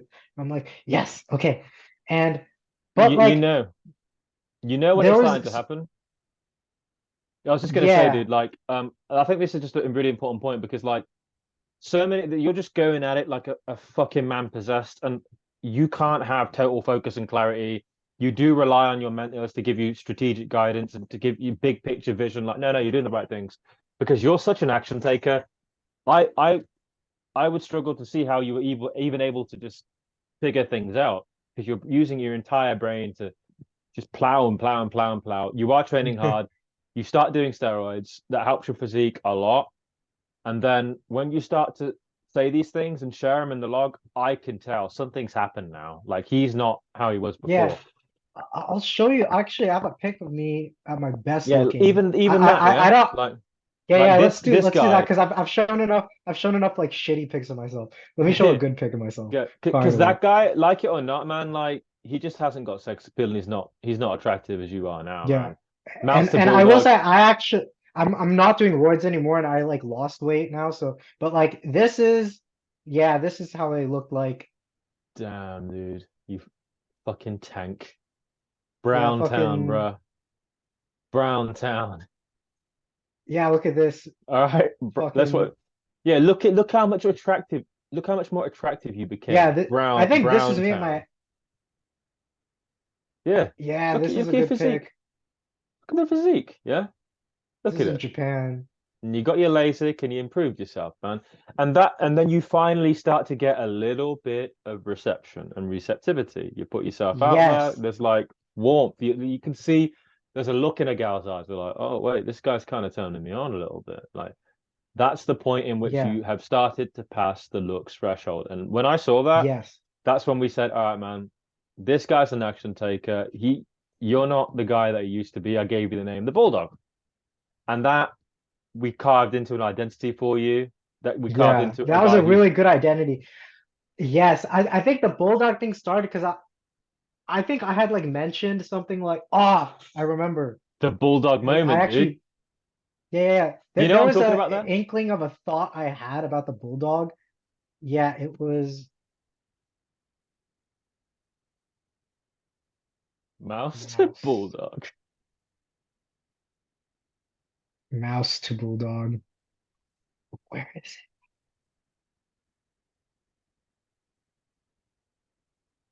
I feel like a small mouse at times. What the fuck? Where's this Yeah. post? There was a moment I was like bulldog Dude, I know that moment. We're gonna because get you. to it. Yes. I was taking a walk this morning and thinking about what I want to feel like. I want to be a fierce and husky bulldog. So that's my new spirit animal. I started as a mouse. Maybe I'm a cat now, but I'll become a I'll become a bulldog. bulldog. And let's, dude, And then let's you really drove home the bulldog thing, and I was like, yeah, that's fucking. I'm a drove bulldog. it, kept trying to push it into you. Oh, shout out the guy who liked that, my old housemate. Kept driving Oh it yeah, into your old you, house. kept driving it into you, kept driving. This is the fucking beauty of this shit. It's like a real community. Like I live with these people, you know what I mean? Like we all came together. Yeah, It's amazing. Like, but yeah. dude, So, let's uh, just yeah, in the interest of giving this structure, because this is a story that we want to ensure that we get all the details. Like you go to Nashville, you start to improve yourself. Finally, dude, like you're in the clubs and shit, you're getting some receptivity. Finally, like, oh shit, stuff's happening now. yes. Then there's the real bulldog moment. Yeah, you see an escort, right? You start to get over like Yeah, I saw an escort you through see an escort. through my mentor's Yep. advice. And Advice. you start to finally open yourself up and think, oh my God, like I just had intimacy. Like I actually want to have this now. Like the pathway is opened in your brain to finally understand I'm part of this human experience too. I'm also here. I can also do these things. It's very unfortunate when a man feels like a cyborg and just an alien because they haven't activated these parts of themselves yet. You made the decision, I'm going to invest in myself. You see an escort, you start to feel like a sexual person. And Yes. that makes you very motivated to just fully take your place in the world and be the man you want to be. You start hitting it was clubs, right? You start going to clubs, you Yeah, well, yeah, here's the story on that. So, um, I had a gamification friend who came to Nashville. He wanted to check it out. And I was actually kind of still like too nervous. I was kind of in this like weird phase. I was like, I don't really want to go out. But this guy, he was like, I didn't fucking come to Nashville to sit in my hotel room. I'm going to the fucking clubs, man. And he had sent a group chat message and no one wanted to go out. Like none of us three. Or I think my mentor had a date or something so he couldn't go out. But like I was like, damn, this guy came here, he wanted to fucking go out, and I'm fucking being a lame ass. So I went out with him. First night we go out, we have a good time. We talked to some girls, and I was like, damn, okay, getting some traction. We go out the next night, and I'm having good like momentum and shit, talking to girls. You know, I'm not gonna go through this whole story, but this was the story where I really lost my virginity, like legit. Um, so there was this random girl in this random girl in the club, of course, and um, no, fucking I'm not gonna show her a picture or whatever, but no, no. uh, so she was just fucking like having a good. I approached her with this. I was like, "Hey, I haven't seen you in so long." Like I just made some bullshit story. Like girls like that, the bullshits like role play stories, and and then she just like I just owned it, and she's like, "Yeah, you're fucking from this class, blah blah blah." And like we just rolled with it, and I talked to her. I introduced her to some. So good thing was I had like my friends, like my friend, and he had some other friends. So I had like a little social proof there. Like, hey, blah blah blah. I'm not just like a loner guy in the club. Yeah. And and then she bounced to the bathroom. I was like, okay, I don't think there's anything gonna happen out of this. I was typical. But we had exchanged Snapchats earlier, and I was just like, okay, so I was like walking outside and I get a Snapchat call, a video call. And I'm like, what the fuck? It's from her. So I was like, answer it. And she's like video calling me with some hey, she's like, hey, can you what are you up? Where are you? Where'd you go? Blah blah blah. I'm like, oh, I'm like walking around. What's up? I was gonna head over somewhere else, and she's like, "Hey, like you blah blah blah, you still wanna meet up or whatever?" And I was like, she was like with another guy, and but like I could spot where I was like, wait, I know where you are. I'll come get you. And like I could tell from the video where she was, so I go over there, and she like fakes the guy, and the guy is actually this like 5'11", 6 foot like guy with like a beard and like attractive white dude, like typical Nashville looking dude. Okay, and and she thanks him like, oh, thank you so much for looking after me. And then she comes with me. I fucking ate my guy. And I was like, Whoa, what's up, bro? okay. Like that guy had to have been so fucking lame. Like that guy was trying to Oh. get her Snapchat, and she was like, "Yeah, okay, sure." He takes the Snapchat, and she gives him the Snapchat, but I get the girl. So I try to pull. I'm like, "Fuck, okay, I'm gonna try to fucking pull her now." So I just start walking back to my place. My place is like not too far from the clubs, but she's like, "Oh, I want to party more, some more," and I was like, "Okay, fine, let's spend some more time." So I take her to a bar where it's like a little more chill. I order her a drink. I order myself a drink, but she's like kind of slightly intoxicated, so I don't want to give her too much of a drink. No. I give her a little bit of a drink, um, and like I say, light on the alcohol to the bartender, and then we talk, blah blah blah, and she's like telling me, so you remember this teacher and that teacher? She's like making up stories. I'm like, yeah, I remember, and then I make up stories too. And I sometimes call her out, so I was like, no, that didn't fucking happen. Like, remember this shit? And she calls me out too. Like, I think we both know we're both like lying, but like we're just having fun. Yeah. But then she's like, hey, I know how to dance well. She teaches me dance. She drags me to the dance floor. She starts teaching me dance moves like country style. She's like a Southern Belle, white Barbie looking cheerleader. Like that's what I later find out. But like this is to give context what she looks like. So and she's like maybe an inch taller than I am, like 5'6" maybe. I don't know, 5'6", 5'7". But then after that, we exit the bar and like she's like, hey, I want to go party more. I'm like, no, I'm fucking call like I was like calling an Uber like on my I was like I had Uber on my home screen. Uber's there in like 1 second because all the Ubers are poaching Broadway and Nashville. And I was like, now I got some snacks at home. Like, you should come to my place. Like, let's fucking go. And she's like, yeah. And then I put her in the Uber, and she's like, hey, did you hear that story about that one time this girl went into an Uber, the Uber driver cut her up into like 1,000 pieces? Like, that didn't fucking happen. And I start just like ignoring her and talking to the Uber driver. Like, I'm vibing with the Uber driver. I'm like, yo, what's up? Like, how's it going, man? Blah, blah, blah. Yeah. So, and and then she like rests her head onto me. So I'm like, okay, I was like shitting my pants, like, oh my god, is this happening? Wait, am I pulling? Am I pulling? Am I Hey! pulling? And then I pull it, and then we go into I pull her to my place, and I was like, damn, I fucking pulled her. And Yeah. I sit on my bed, and she just immediately goes to the bathroom. I sit on my bed, I got my like laptop wherever, I'm like fucking doing some shit.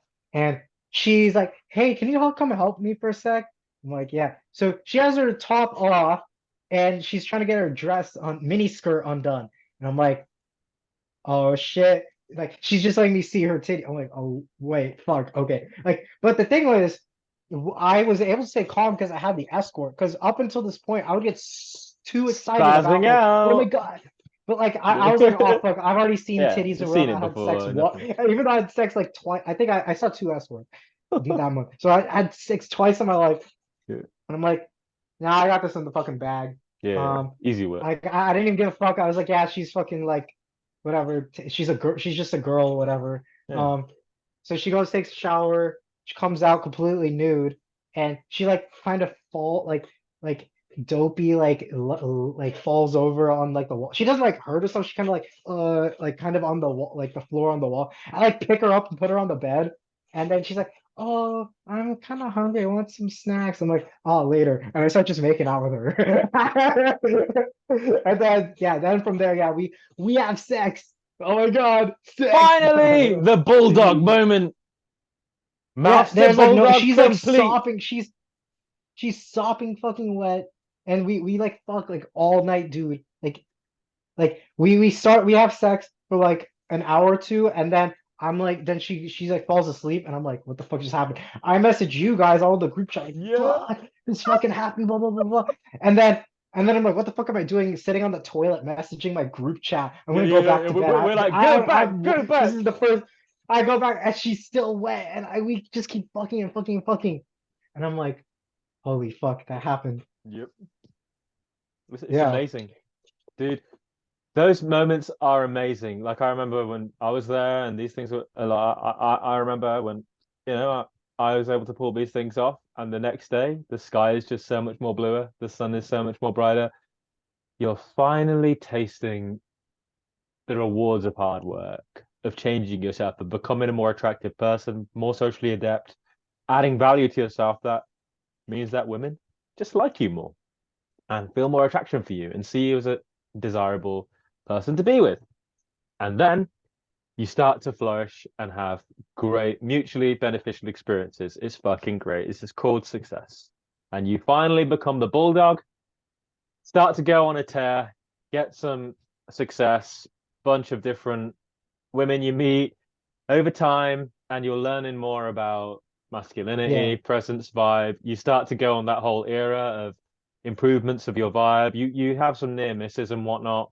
And then somewhere along the line, you decide, wait a minute, why am I here? And then it's starting to form in your mind that you need to get out of the US. Can you take us to that part? Yeah, I'm gonna try to be a bit quick because I think my girlfriend's gonna come home in like less Yeah. than 10 minutes. But Oh, this part, we have been I going for think like hours.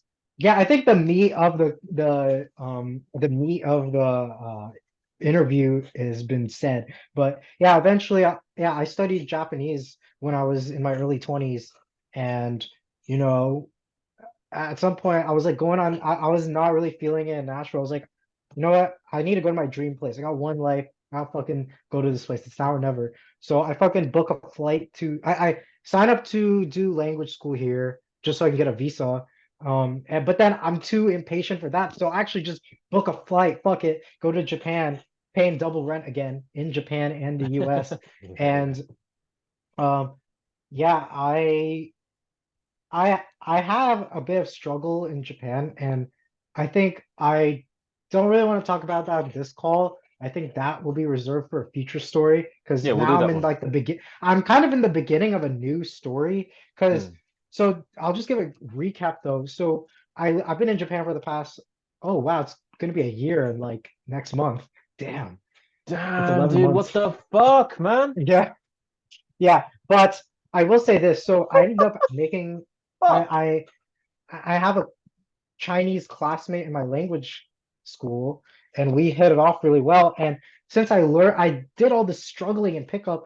I had all this data points of how to act with girls, and I had all these friend zones and like misses in the past, even before pickup. But now I have this girl in my class again. I'm back in square one. Girl that's talking to me. If this was the past, it would have been a friend zone, but I know how to capitalize on it now. And eventually we start going out. We have sex. Like I fucked her. She's a virgin. It's fucking great. Took Um, her virginity, bro. Look at you. yeah, and then she wanted to live with me, and I was like, you know what? Let's fucking do it. Like this is kind of what I wanted, and this is not my end goal. I really have other goals in pickup. I dabbled a little bit in Japanese nampa pickup a little bit. I got to the community a bit, but I dipped because I got this girlfriend and I'm kind of working out through some things now. But I realized I had to sort of sum up this my story so far. I had sort of from age 16 versus age 26. Now I'm 27, but to age 26, I'd done a reflection. Um, I had accomplished everything I wanted to from age 16. Like I have more, what I'm trying to say is I have more goals I want to accomplish that I created at age 25, 26. But all the goals I have from age 16, I'd accomplished.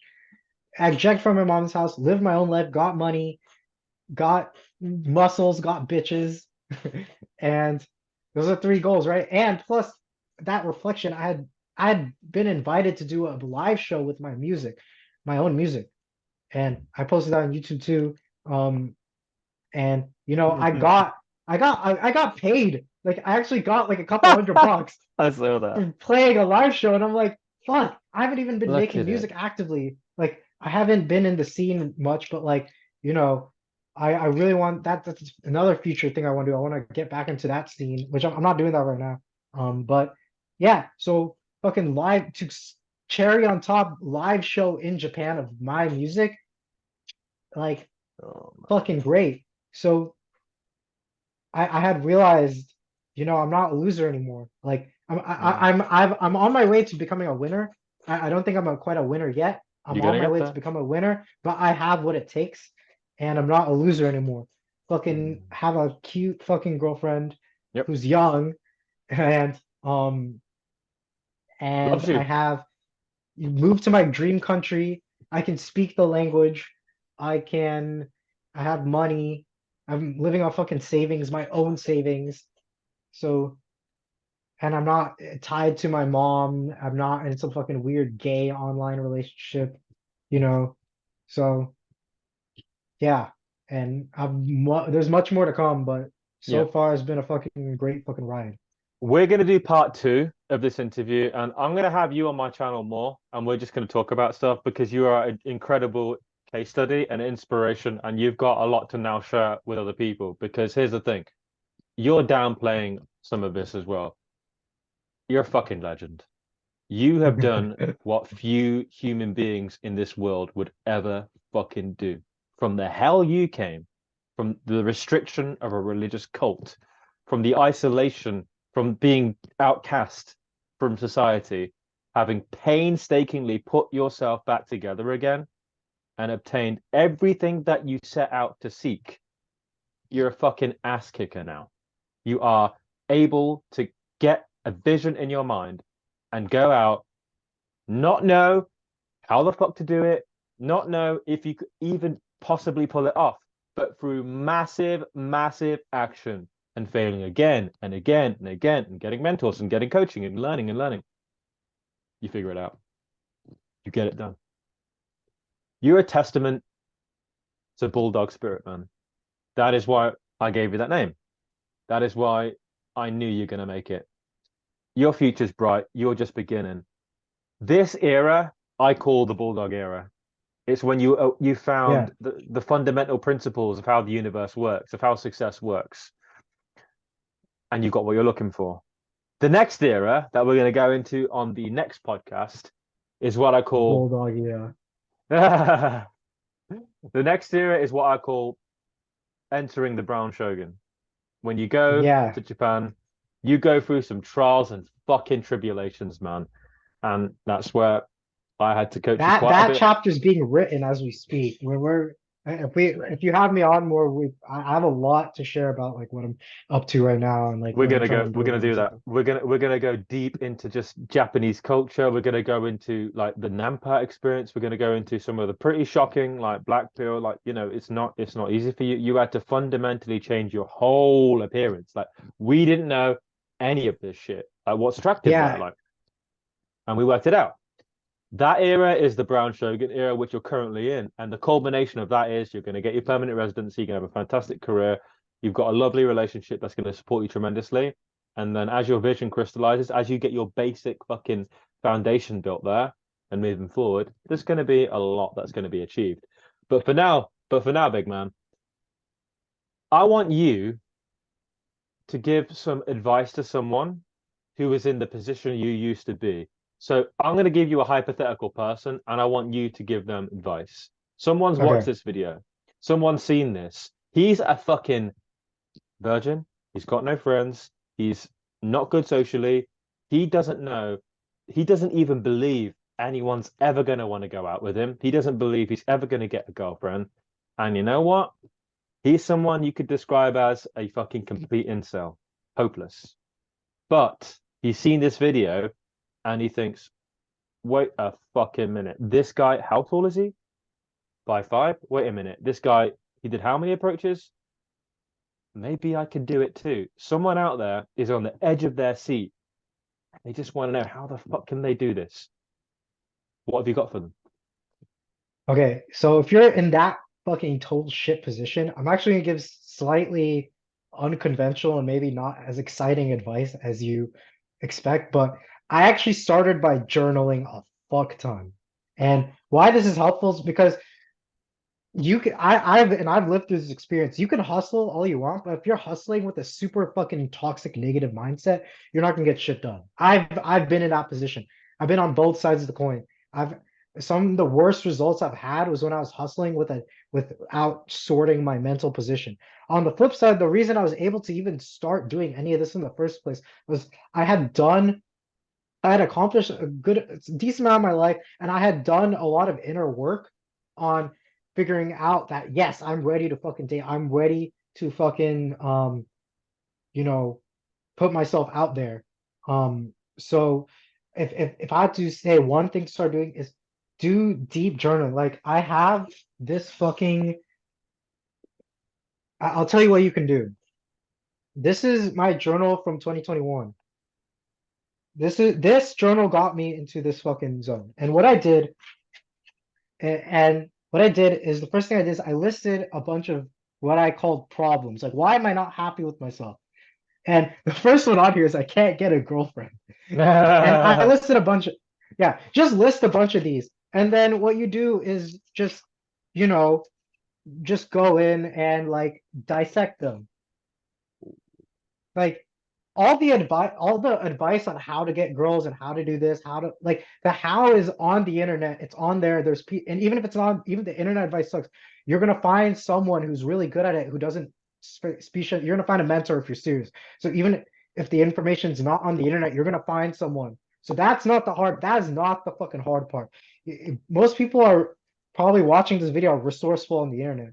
So Mm. that's your biggest advantage, but your biggest weakness is probably you haven't I see a lot of guys on Kill You and Loser who haven't sorted out their inner mental demons regarding, and I have my own demons now too. I I do have too. my own demons at certain points. I see so many guys trying to do X action, but then like they're like, oh, I just want to fucking blah blah blah. But then that's getting mixed up with their actions, and then they associate doing because they get negative results from doing the actions, right? The negative results from the actions were also from the toxic mindset they had. So it's this like feedback loop of okay, if I take action, it's negative, and now I suck and blah blah blah. You need to go sit down and work all this shit out. Okay. Um, and I have a whole fucking page I wrote called "The Internet Makes You Gay." You need to find your own themes and your own like how I write and is like I pretend I'm writing a blog article for someone else to read, but except the audience is myself. I would say that's where you start. Then you can go and go on all the fucking Hamza videos, Kill Your No Loser, whatever the fuck you want to do. Like there's so many different. You'll figure out the route you need to take to achieve what you want. But first, you need to do. This is the shit you need to start with. Once you figure That's out my your advice.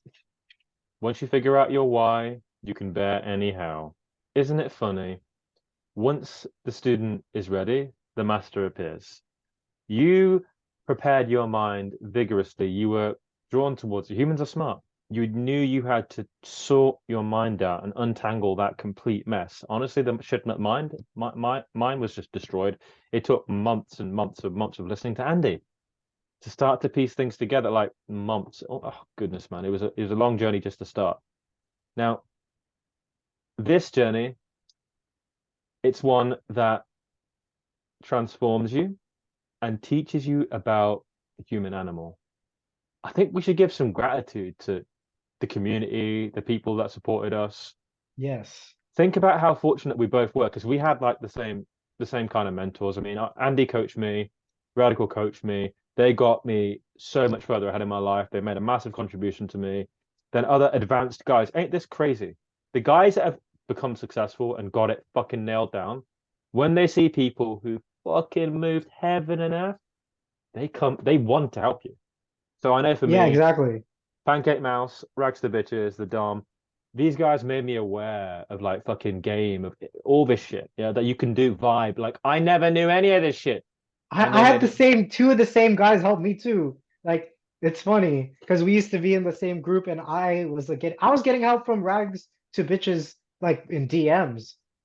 And They, and they, he actually invited me to go to his city and he like oh yeah, he did some stuff there too. So yep. And we should just maybe show a little bit of gratitude, man. Like the fact of the matter is, you worked your fucking ass off, dude. You took action, you applied yourself, you listened to mentors, you took guidance where you needed support, where there was weaknesses in you.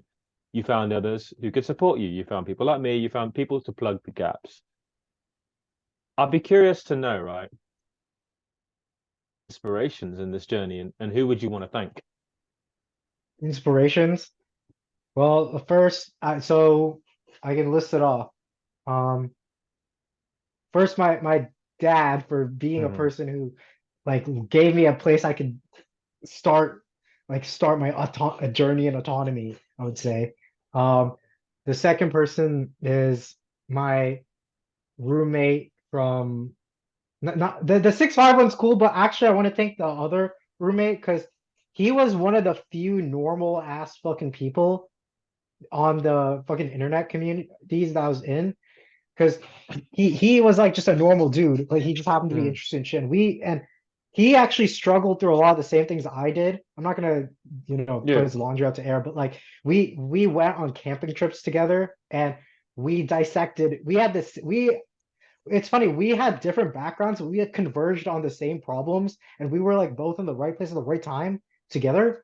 Always happens. And yeah, so we went on camping trips together and we like helped each other like dissect our own problems. Like that's what I was saying about the journaling shit. Like we helped each other in that sense. Like we would talk, we were just sitting in front of the campfire fucking talking all night about blah blah blah blah blah. I have this thing, I have this thing, and this thing. And that guy really fucking helped. Like he's a fucking real one.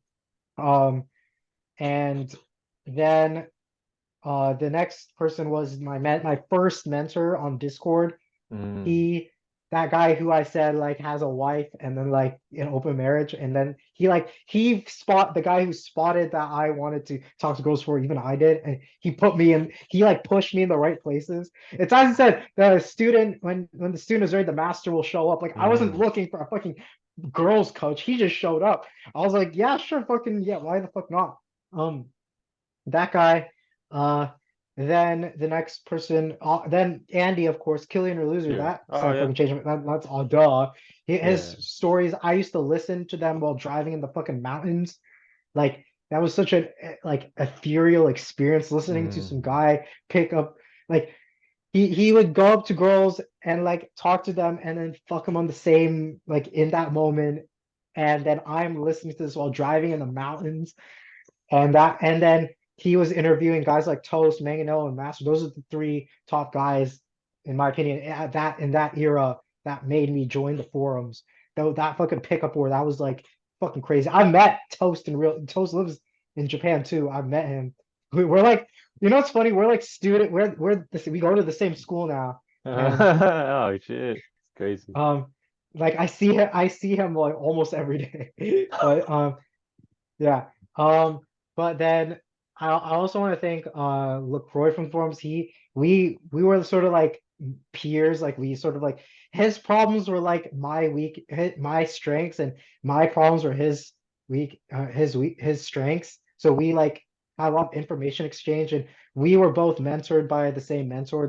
The mentor who lived in Austin, and then we lived together in Nashville, the Royd guy, that guy fucking changed my life too. Um, Mm. if it weren't for him, he gave me the most like 90, maybe not 90%, but like majority of my knowledge is from that guy. And he just like, yeah, it's like I look at him like, man, I could be this guy in the future. Um, then yeah, of course, Rags to Bitches, that guy fucking helped me with that. I used to be very adamant about not doing online. Rags to Bitches still helped me, even though I was being a little dumbass about not doing online. And he helped me with like texting and shit a lot, and style, and and yeah, of course, Of Pancake course, the Mouse. legend. Yeah, yeah. Um, then obviously Ravi, you fucking coached me for like health stuff, like was lifestyle design. What are we calling this? We'd say performance. Performance. Yeah. You helped me get out of. We'll probably talk about in the future. You helped me get out of my first major black pill phase through just health techniques, and now I'm like, wow, that fucking helped me a lot. And then who else? Obviously the No Brains crew. I used No to. brains. I called it You the No Brains. started hurt there. No brains, bro. Yeah. And oh, there's this guy Mimby 3939. Legend. He was the first guy that was like almost like my fanboy in a way, but like I say that in a good way. Like You I'm not to great blow my guy. ego. He was like I saw him. He was so motivated by seeing my journey. I was like, holy shit, I'm actually like a fucking guy that people look up to now. Yep. And Hmm. yeah, he moved to Japan because of me. Like he lives in Wow. Japan. And Wow. we don't even speak in English. We haven't spoken English to each other in Oh, like 7 or 8 months. We've spoken Oh exclusively man, Japanese. So amazing. he's gotten 2 lays here in Japan, I think, from just I'm like, what the fuck? That's so awesome. He was like inspired by my fucking shit. Um uh fucking who am I going down the line here? Uh y- yeah, I would say those are the main fucking guys. I'd like to give thanks to, of course, everyone. Kill Your Loser fucking helped me out, and now we got the fucking men's group, the Pathfinders. That's my current phase. Uh, yeah. And like I said, we do monthly calls. I'm supporting your growth and success and achievement. You're doing fantastically well. In your productivity now is a focus for you to just get a level of focus and consistency and clarity of thought, motivation and drive that's going to allow you to be the best version of you. Your journey is fucking phenomenal. You've achieved so much. You should be extremely proud of yourself. But you at this point are a legend. You at this point are someone who we have high expectations for because you've shown that you can do it. I see your potential. It's fucking enormous. It is not normal to do what you've done. It is not. I've been in this space for 13 years. Fucking no one does what you do. You are going to ascend and become someone very special in this world. I want to see you make content, have a platform, share your wisdom and knowledge. You're too charismatic, you're too interesting to possibly not have your own audience. I'm gonna have you on my channel regularly, and Sweet. we're gonna share knowledge, we're gonna share wisdom, and we're gonna get people interested in you.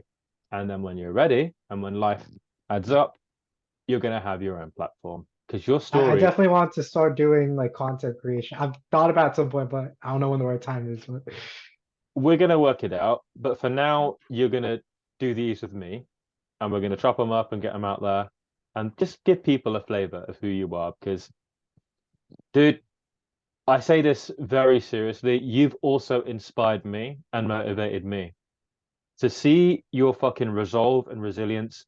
The shit you've done is hard. The grinding you had to endure in the gym to build your physique, to get some receptivity and the investment you've made, like the fucking enormous amounts of funds that you poured into yourself, man, to become who you are now. These are outlier level things.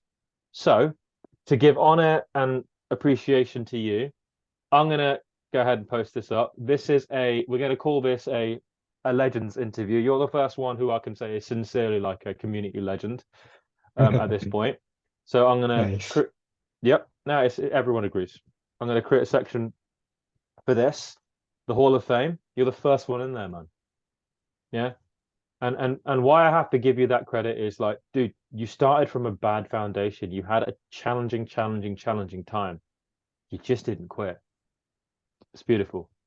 So listen, Bulldog, we're gonna get back together and then we're gonna do the Brown Shogun era. That's gonna be the next episode. Brown Let's Shogun here. Yes, Brown Sugar. There's a lot to My that. girlfriend made that for me, by the way. Ah, I got to know what my girlfriend makes clay figurines of me. So what could be a better way to just wrap this one up on? Folks, thank you for listening to the Iron Will podcast. I hope you've been inspired and motivated to take massive fucking action. This guy, he had every excuse in the world to not make something of himself, and no one would have blamed him. Instead, he decided, no, fuck it. I'm going to burn the boats and go all out on the attack. This guy is now living the vision he had for himself at 16 in Japan with a lovely girlfriend, pursuing success in his career, pursuing success in his physique and his social skills and ability.